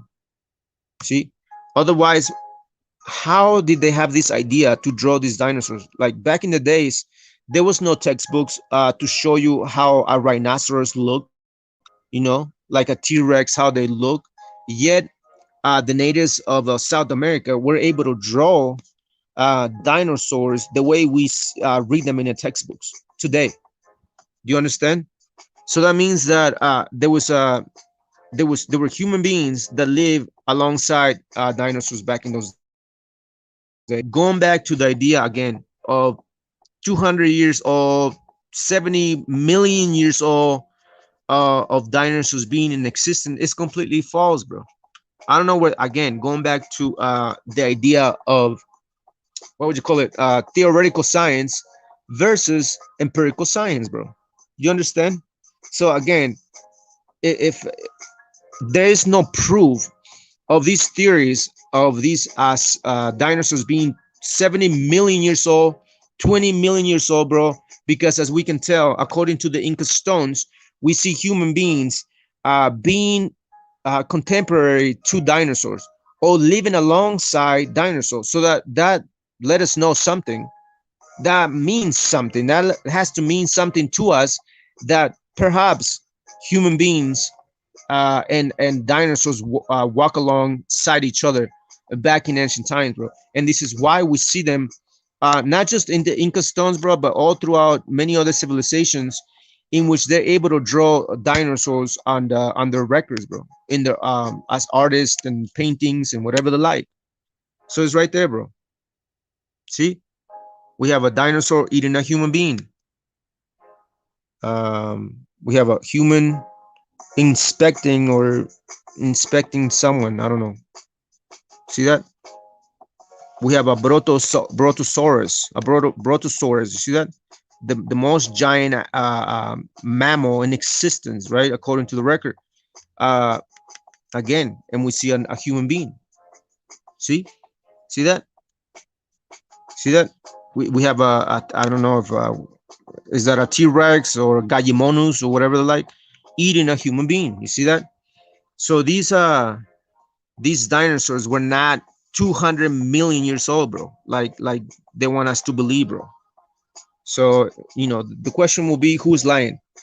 It says Inca stone Peru, circa 500 1500 AD, resembles men fighting two allosaurs. Allosaurs, you see? So we have a human being fighting two allosaurs, which are dinosaurs too. So again, these dinosaurs are not, 70 million, 200 million years old, bro, at all. So someone's lying, and it's not us, bro, but the scientific community were with their theoretical science, bro. See that? See that? Check all that, bro. You see that? See, we have an Inca man with the dinosaur, bro. So on and so forth. So that's what I wanted to show you, bro. And, that's all I wanted to bring out. Um, Evolution does not prove, or actually, the strata, the fossil records, do not prove the theory of evolution at all, bro. That's just again, that's a theory. It's theoretical. It's not empirical, bro. Empirical is science that has been proven, that it's observable, that you're able to see with your own eyes, bro. Now, there's a difference between a macroevolution and microevolution. I already explained the difference on that, bro. Macroevolution, is what we see, like adapting, like the adaptation of ourselves into various environments. But that's adaptation. It's not. It doesn't change your biology. It doesn't. I mean, it doesn't change your genetic makeup. You know what I'm saying? So I wanted to bring that out, bro, and kind of expound a little bit on that. Let me just close this out with I don't know, with this a few a few quotations from a lot of these evolution scientists, bro. A lot of these evolution scientists admit that there is no proof in the fossil record of evolution. That's according to them, bro. That's according to their own mouth, according to their own words. Charles Darwin, quote, but just in proportion. As a matter of fact, let me show you. It says Charles Darwin, but just in proportion as this process of extermination has acted on an enormous scale, so much the number of intermediate varieties which have formerly existed but truly enormous. Why then is not every geological formation and every stratum full of such intermediate links? You see that? They're saying that there's no intermediate links between the so-called single cell organism and the human being today, or the single cell organism and like the animals today, or every sort of organism that we have today. There's no intermediate. Why? Because it's non-existent. Geology assuredly does not reveal any such finely graduated or organic chain, and this perhaps is the most obvious and serious objection which can be urged against the theory. You see, is the most obvious and serious objection which can be urged against the theory.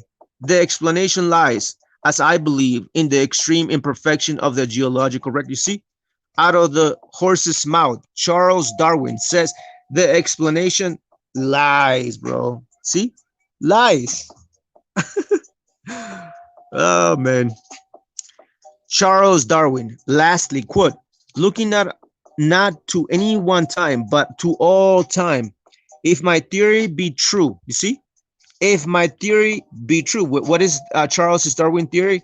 The theory of evolution. It says, if my theory be true, numberless intermediate varieties linking closely together all the species of the same group must assuredly have existed, you see, but as by this theory, innumerable transitional forms must have existed Why do we not find them embedded in countless numbers in the crust of the earth? That is the question. They even question their own bullshit, bro. See that? Let's hear it from another horse's mouth. Henry G.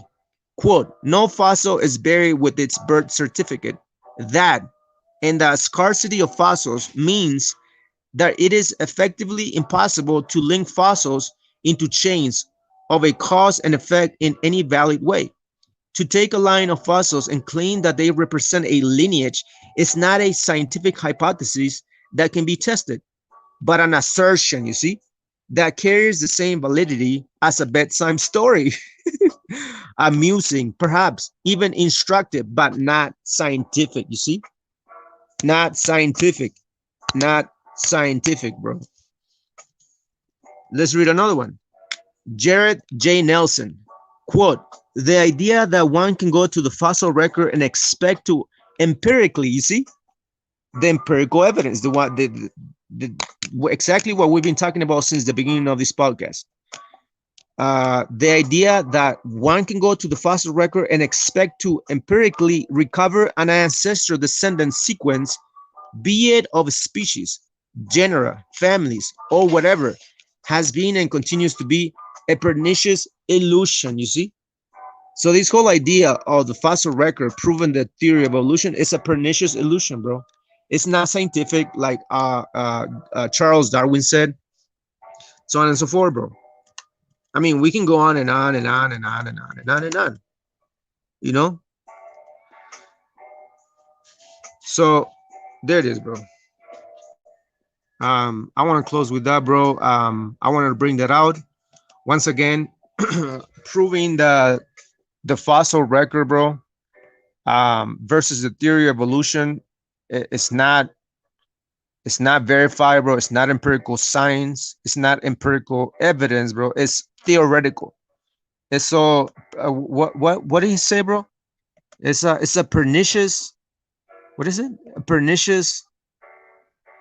It's a pernicious illusion, bro. That's the word. Pernicious illusion, bro. It's not true. Yet, many of our children, bro, many people in college and in the universities today, bro, they're learning this stuff as if it's facts. Why? Because they have been trained in the mind since a young age not to question the stuff that they're learning, bro. You know what I mean? And so that's how you create robots. That's how you create a bunch of zombies just following stuff, just believing blindly. And it's the same thing with religion, bro. Like religion is the same shit. Religion is just well, you gotta believe these, you gotta believe that. Okay, well, fine. I mean, I understand the fact of fate. I understand fate and what it is, but let's not confuse faith with ignorance, bro. That's the thing. A lot of people wanna rely on faith, which is beautiful and it's great. Everybody's is supposed to have faith and hope and love. But if you're not paying attention to your ignorance, bro, and the ignorance of this world, and the pernicious illusion, bro, that the school system is teaching, bro, then you're lying to yourself and you're allowing your children to be lied to, bro. And that's dangerous, bro, because now you have created new zombies that are gonna get plugged into the system, like a vicious cycle that never ends, bro. Never ends. And this is why this knowledge is hidden away from the school system and every system on this planet. Literally, bro. What I mean? What I mean? What I mean?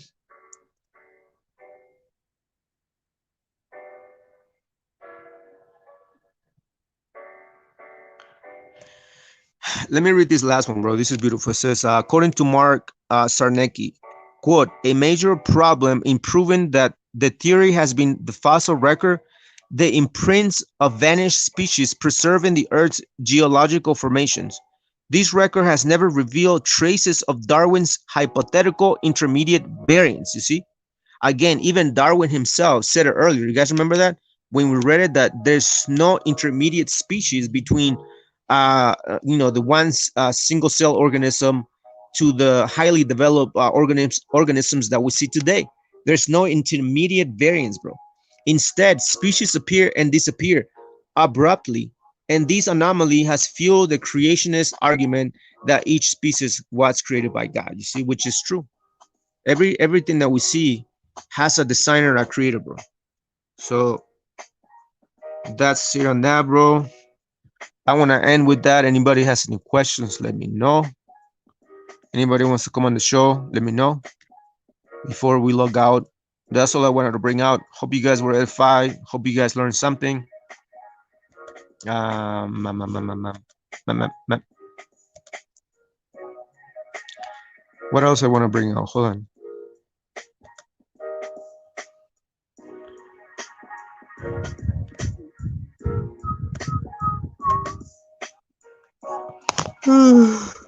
Shalom, everybody. Shalom. Thanks for tuning in, man. Thanks for sticking around all the way to the end.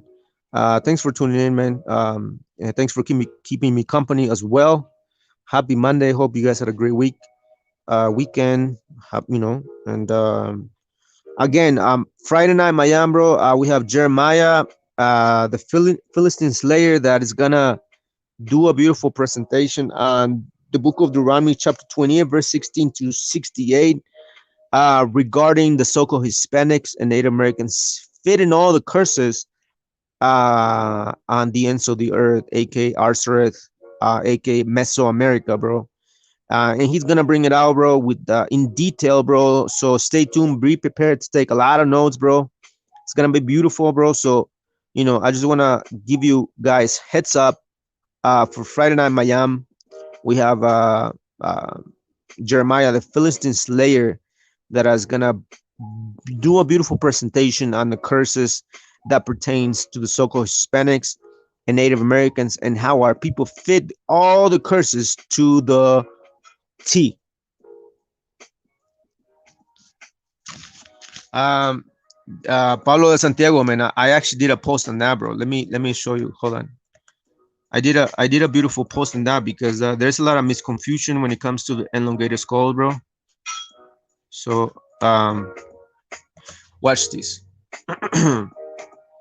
So a lot of people say that the elongated skulls that we find in Peru, bro, they were made through boards being tied up on your head, and over time your head was basically elongated. Now, this practice that I'm talking about was real, and it was practiced in Egypt. It was practiced all over the world.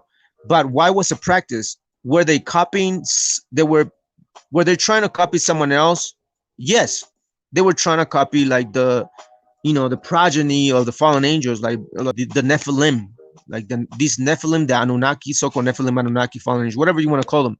Well, they were the ones that had elongated skulls. Now, I made a post on these, bro, debunking this nonsense that the skulls that we find in Peru were basically the product or the byproduct of boards being like tied up on your head so that you get elongated skulls. Now, again, I said that that's true, that happened before, but these skulls do not have that. Why? Because if you put two boards on your head and over time your skulls elongates, that does not change the genetic structure of your cranium. Why? Check this out. You have the elongated skulls. You have 4 plates, right? There's 4 plates in the skulls, in the human skull, right? This is the human skull. You have 4 plates. You have the frontal bone. You have the parietal bones, which is 1 and 2. It's a division. And you have the occipital, the occipital plate. So you have 1, 2, 3, 4 plates in the human skull. You see that? 1, 2, 3, and then the one in the front. But in these elongated skulls, there's no parietal division, bro. You see that? There's no division. It's just one single on the side. You see, it goes from ear to ear, but there's no middle one like the human being has. So these could not be the product of these skulls having boards wrapped around their heads, bro. It's not. It doesn't explain none of that, bro. Why? Again, because you don't have a parietal. It's no parietal plates or sagittal suture that divides it. You see, there's no parietal plates. Where is it? There's non-existence. So that means that these skulls were other than human beings, bro. Literally other than human beings. See, check this out. This is what I made. It says the anomalous skulls were found in Peru. The weird thing about them is that they're not humans as people are led to believe. Human skulls have a frontal plate bone, then two parietal plates, which is I show you guys that, right? After that, divided by a sagittal suture, whereas these skulls only have a frontal plate and one parietal plate. You see, a lot of people will argue that ancient cultures practice the binding of the head, and although that is correct, it does not account for the second parietal plate missing, which is, there is no second parietal, bro. It's only just one line, bro. So how would a binding of the head make the bone disappear a second parietal bone? It's you cannot explain it, bro. So genetically speaking, that's why I said even if they did the binding of the head since birth, it does not genetically modify the structure of the skull. That is a mathematical impossibility. You see? So I mean, who are these skulls? Who were they? That's the question. Now check this out. That's those are the many skulls that they found, bro, in Peru, bro. And obviously I already explained the parietal plates and how they're literally not humans, because we were able to compare a human skull versus the elongated skulls of Peru, bro. So they must have been something else other than humans, bro. So go figure it out.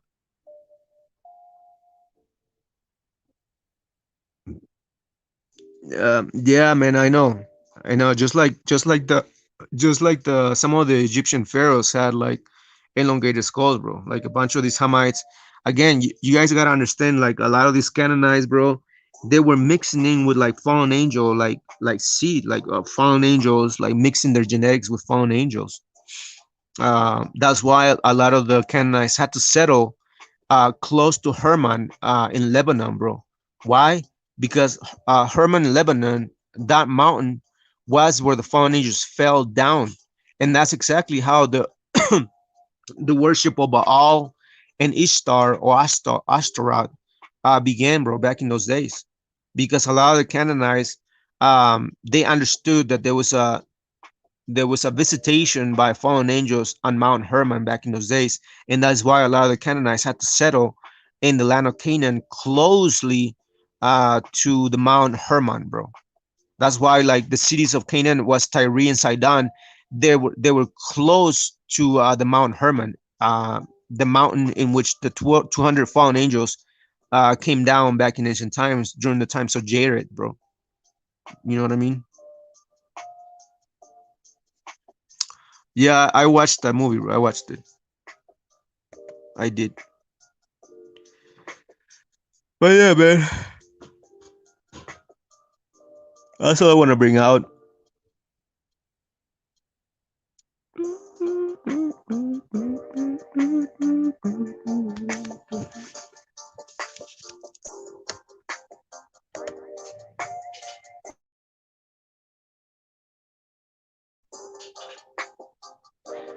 Yeah, yeah, the Africans worship El. Exactly.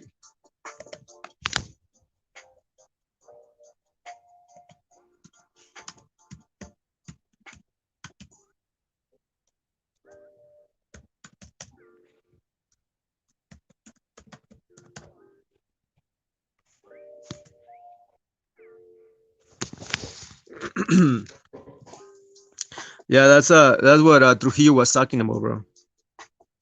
Yeah, that's an Egyptian custom. Like it's basically like you have a lot of these gods back in ancient times that were ruling certain kingdoms, like Osiris, bro. They were literally like fallen angels, bro. Osiris, like a lot of these gods, like Krishna, like the gods of India, bro. Literally, all these gods that you hear on the planet of every civilization, bro, they're literally fallen angels, bro. A lot of people, they want to claim gods, fine, But in reality, a lot of these gods, they go back to the fallen angels lineage. They're the ones that establish themselves all throughout the world, bro. Establishing civilizations, bro. Rising civilizations, and whenever a civilization ended, they moved somewhere else and established another civilization, and they set kings and they set priests unto that nation, unto that civilization, for them to like do their bidding. That's why the kings of ancient times and the priests of ancient times were highly connected to the gods. I mean, look at the Levites. The Levites were connected to the Most High, just like the kings were connected to the Most High. So the idea behind kings and Levites back in the days is them basically being the spokesman of God, of the Alahayim. Well, and that's exactly what a lot of these fallen angels did back in ancient times, bro. They established themselves in various civilizations all throughout the planet, and they help fund establish those civilizations by putting their priests and their kings amidst those nations, bro.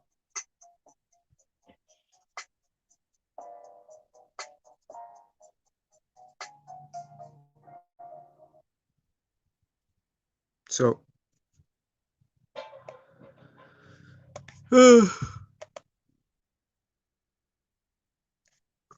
well, yeah, this is what Trujillo was talking about, bro. When that Ivory guy that was here on our show, bro, I mean, obviously we know that he must be an African, bro. Like he wants to claim that he's a Jew and all sort of things, even though he already confessed that he has Jewish forefathers and whatever the like. We know that because a lot of the Jewish people had African slaves, and a lot of these African slaves were amalgamated into the Jewish customs back in those days, even to the point that a lot of these Jewish back in those days, they married African women and had progeny with these African women, and obviously they became like Hellenized. I mean, not Hellenized. Um, they became proselytes, converts of the Jewish doctrine and Judaism and stuff. So, I mean, I don't know. There was definitely an African trait, bro. Definitely like fallen angel, traits and stuff. See that? We have pre-Inca and then we have Egyptian. So, I mean, go figure it out. I don't know. See that? Now, again, I was talking about the binding. Now, the binding is, you see the binding? You see how they're binding their heads in order to copy, bro, or imitate something that they had already seen, bro. Now, the question is, where did they get this idea that if they did the biting of the borders on their heads, they were elongate their skulls? Well, they must have seen it from someone, before. Well, we know that someone were basically like a lot of this Nephilim that were on this planet. So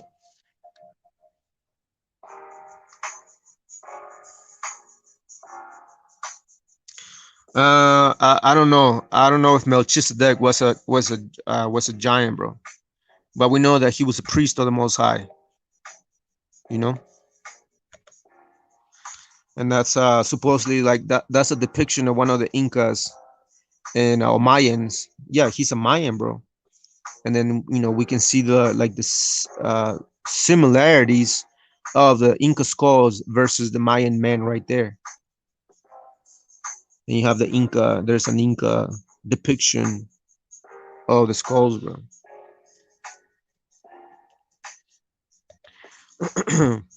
And then the interesting thing about the skulls, bro, is that like they had red hair, bro. Like a lot of these giants had red hair. They were not. I mean, they had red hair, but they kind of looked like our people. I mean, we can kind of see the depictions of them, so on and so forth. So on and so forth. And then right here we have a skull of a human being, a regular human being, versus the elongated skulls. And I already show you guys the difference between the parietal plates that they have, the division that the skull has between the human being versus the elongated skulls, bro. And we know that there's a complete difference anatomically, biologically, right? And we know also that even if you bind your head since birth, it will not change your genetic structure of your skull at all. It will not change at all, bro. It will remain the same. So if this is the product again of binding your head with boards, then how come there's no parietal plate on this one, but there's parietal plates on this one? Huh? You see that? That's how you cut that nonsense, bro. So see that? Look at that wig. Look at that wig.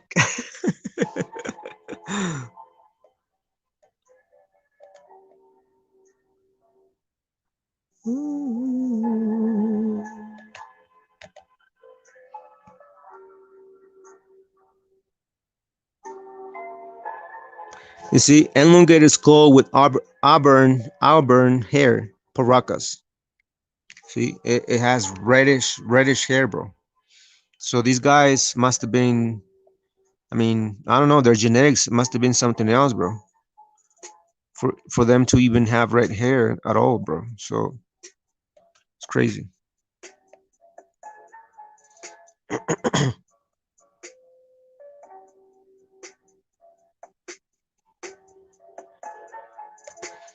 All right, so this is what I was talking about. You see, you see how they're binding the head of this child in order to resemble the gods. You see, they wanted to resemble their gods.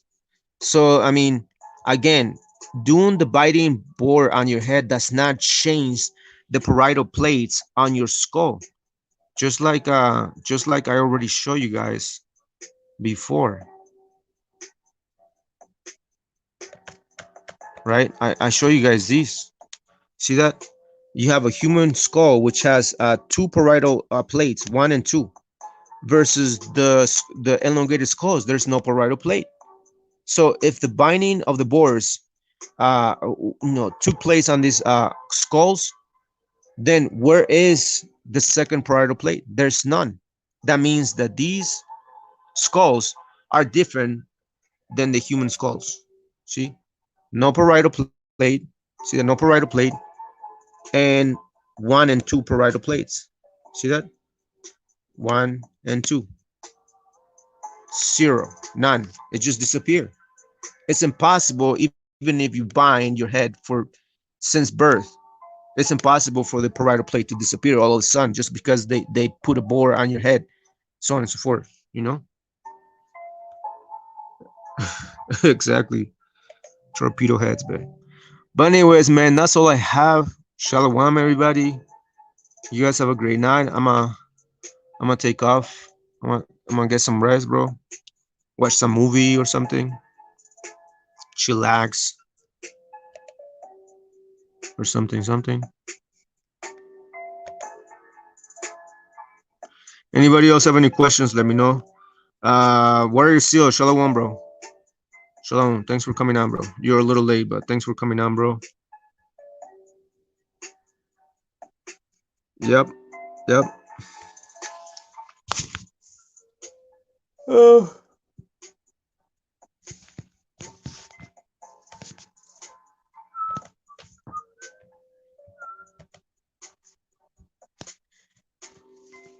Thank you for tuning in, everybody. Thank you for tuning in. Thanks for checking us out on Monday Night Smoke. Again, don't forget to tune in on Friday night Miami.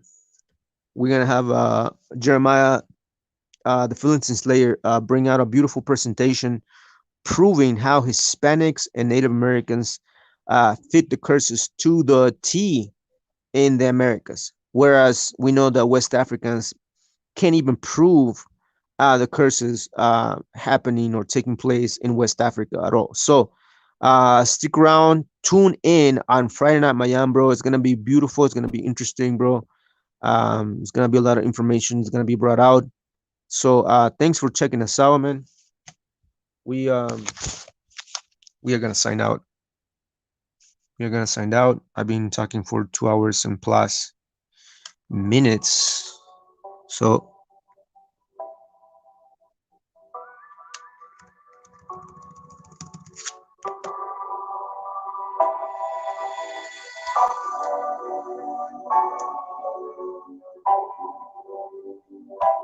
Trujillo, shalom, bro. Thanks for tuning in, bro. We'll see you around. Don't forget, you guys, don't forget to tune in on Friday Night Miami, bro. We're gonna have a beautiful presentation regarding the curses of the so-called Hispanics and Native Americans. Jeremiah, the Philistine Slayer, is gonna bring that out, bro. So stay tuned for that.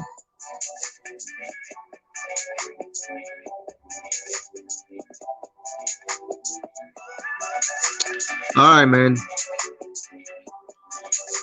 So, yeah, we're gonna send him an invite, bro, because he's been running his mouth for quite some for years, bro, for like 2 years, whatever the like. Even though he has been schooled by many people before, he's received many emails many times, bro. But a lot of these Hamites want to continue to run their mouths, but whatever. But once again, everybody, thanks for tuning in. Thanks for sticking around. Thanks for watching us. Don't forget to like, share, and subscribe. We'll see you around on Friday night. My tune in. Don't forget again. Jeremiah, the Philistine Slayer, is gonna prove once and for all that Hispanics and Native Americans fit all the curses to the T. To the T, bro. To the T. So stay tuned for that, bro. Shalom, everybody. Have a great week. Mosai bless you, protect you, and keep you. And let his light shine upon everybody else. Have a great night, everybody. Shalom.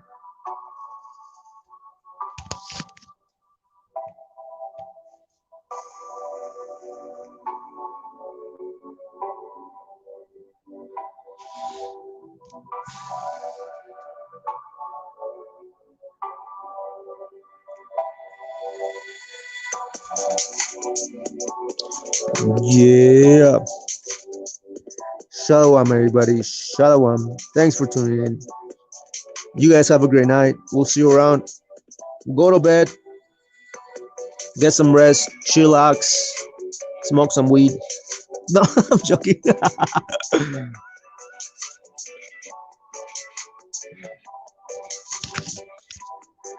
Yeah, I got in trouble, bro, for smoking weed.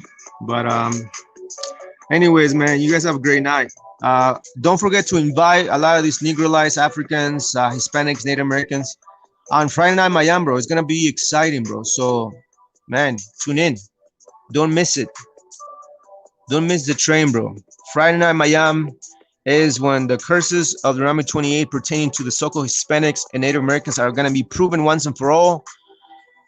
And stay tuned. We'll see you around. Shalom, everybody.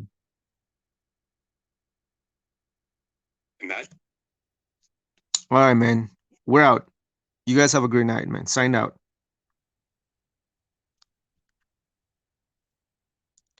Signed out. Sign out.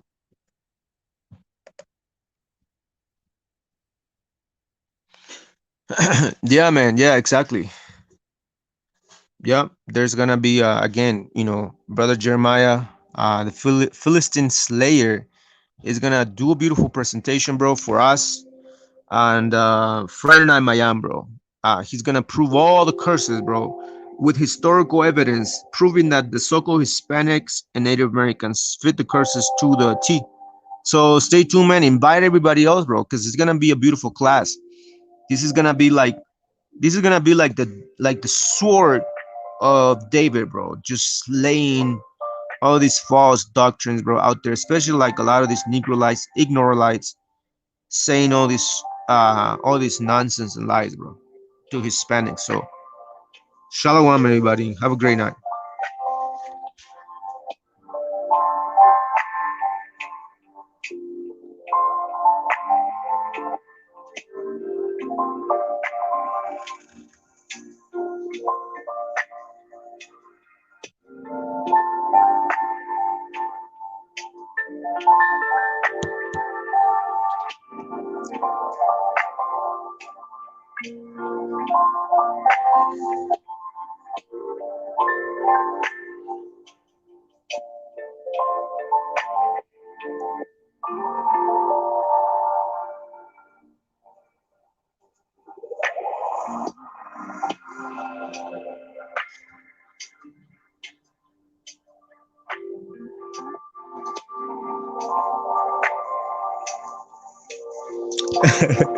Yo, anybody has any questions, man? Nobody wants to go home.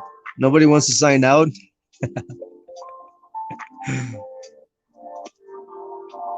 All right, sign out, everybody. We'll see you on Friday Night Miami, man. Don't forget to tune in, man. It's gonna be beautiful. It's gonna be exciting. So stay tuned for that. We'll see you on Friday Night Miami. Again, invite everybody else. Thank you for subscribing to our channel. Thank you for sharing our videos, bro, our content. If you guys have any questions, bro, if you guys want us to cover a or speak on a certain subject, let us know. We'll do our research, bro, and talk about it, bro, or just just bring out um just make a comment, bro, on the videos, bro, if you want us to speak on a certain subject, and we'll look at it. We'll we'll decide. So have a great night, everybody.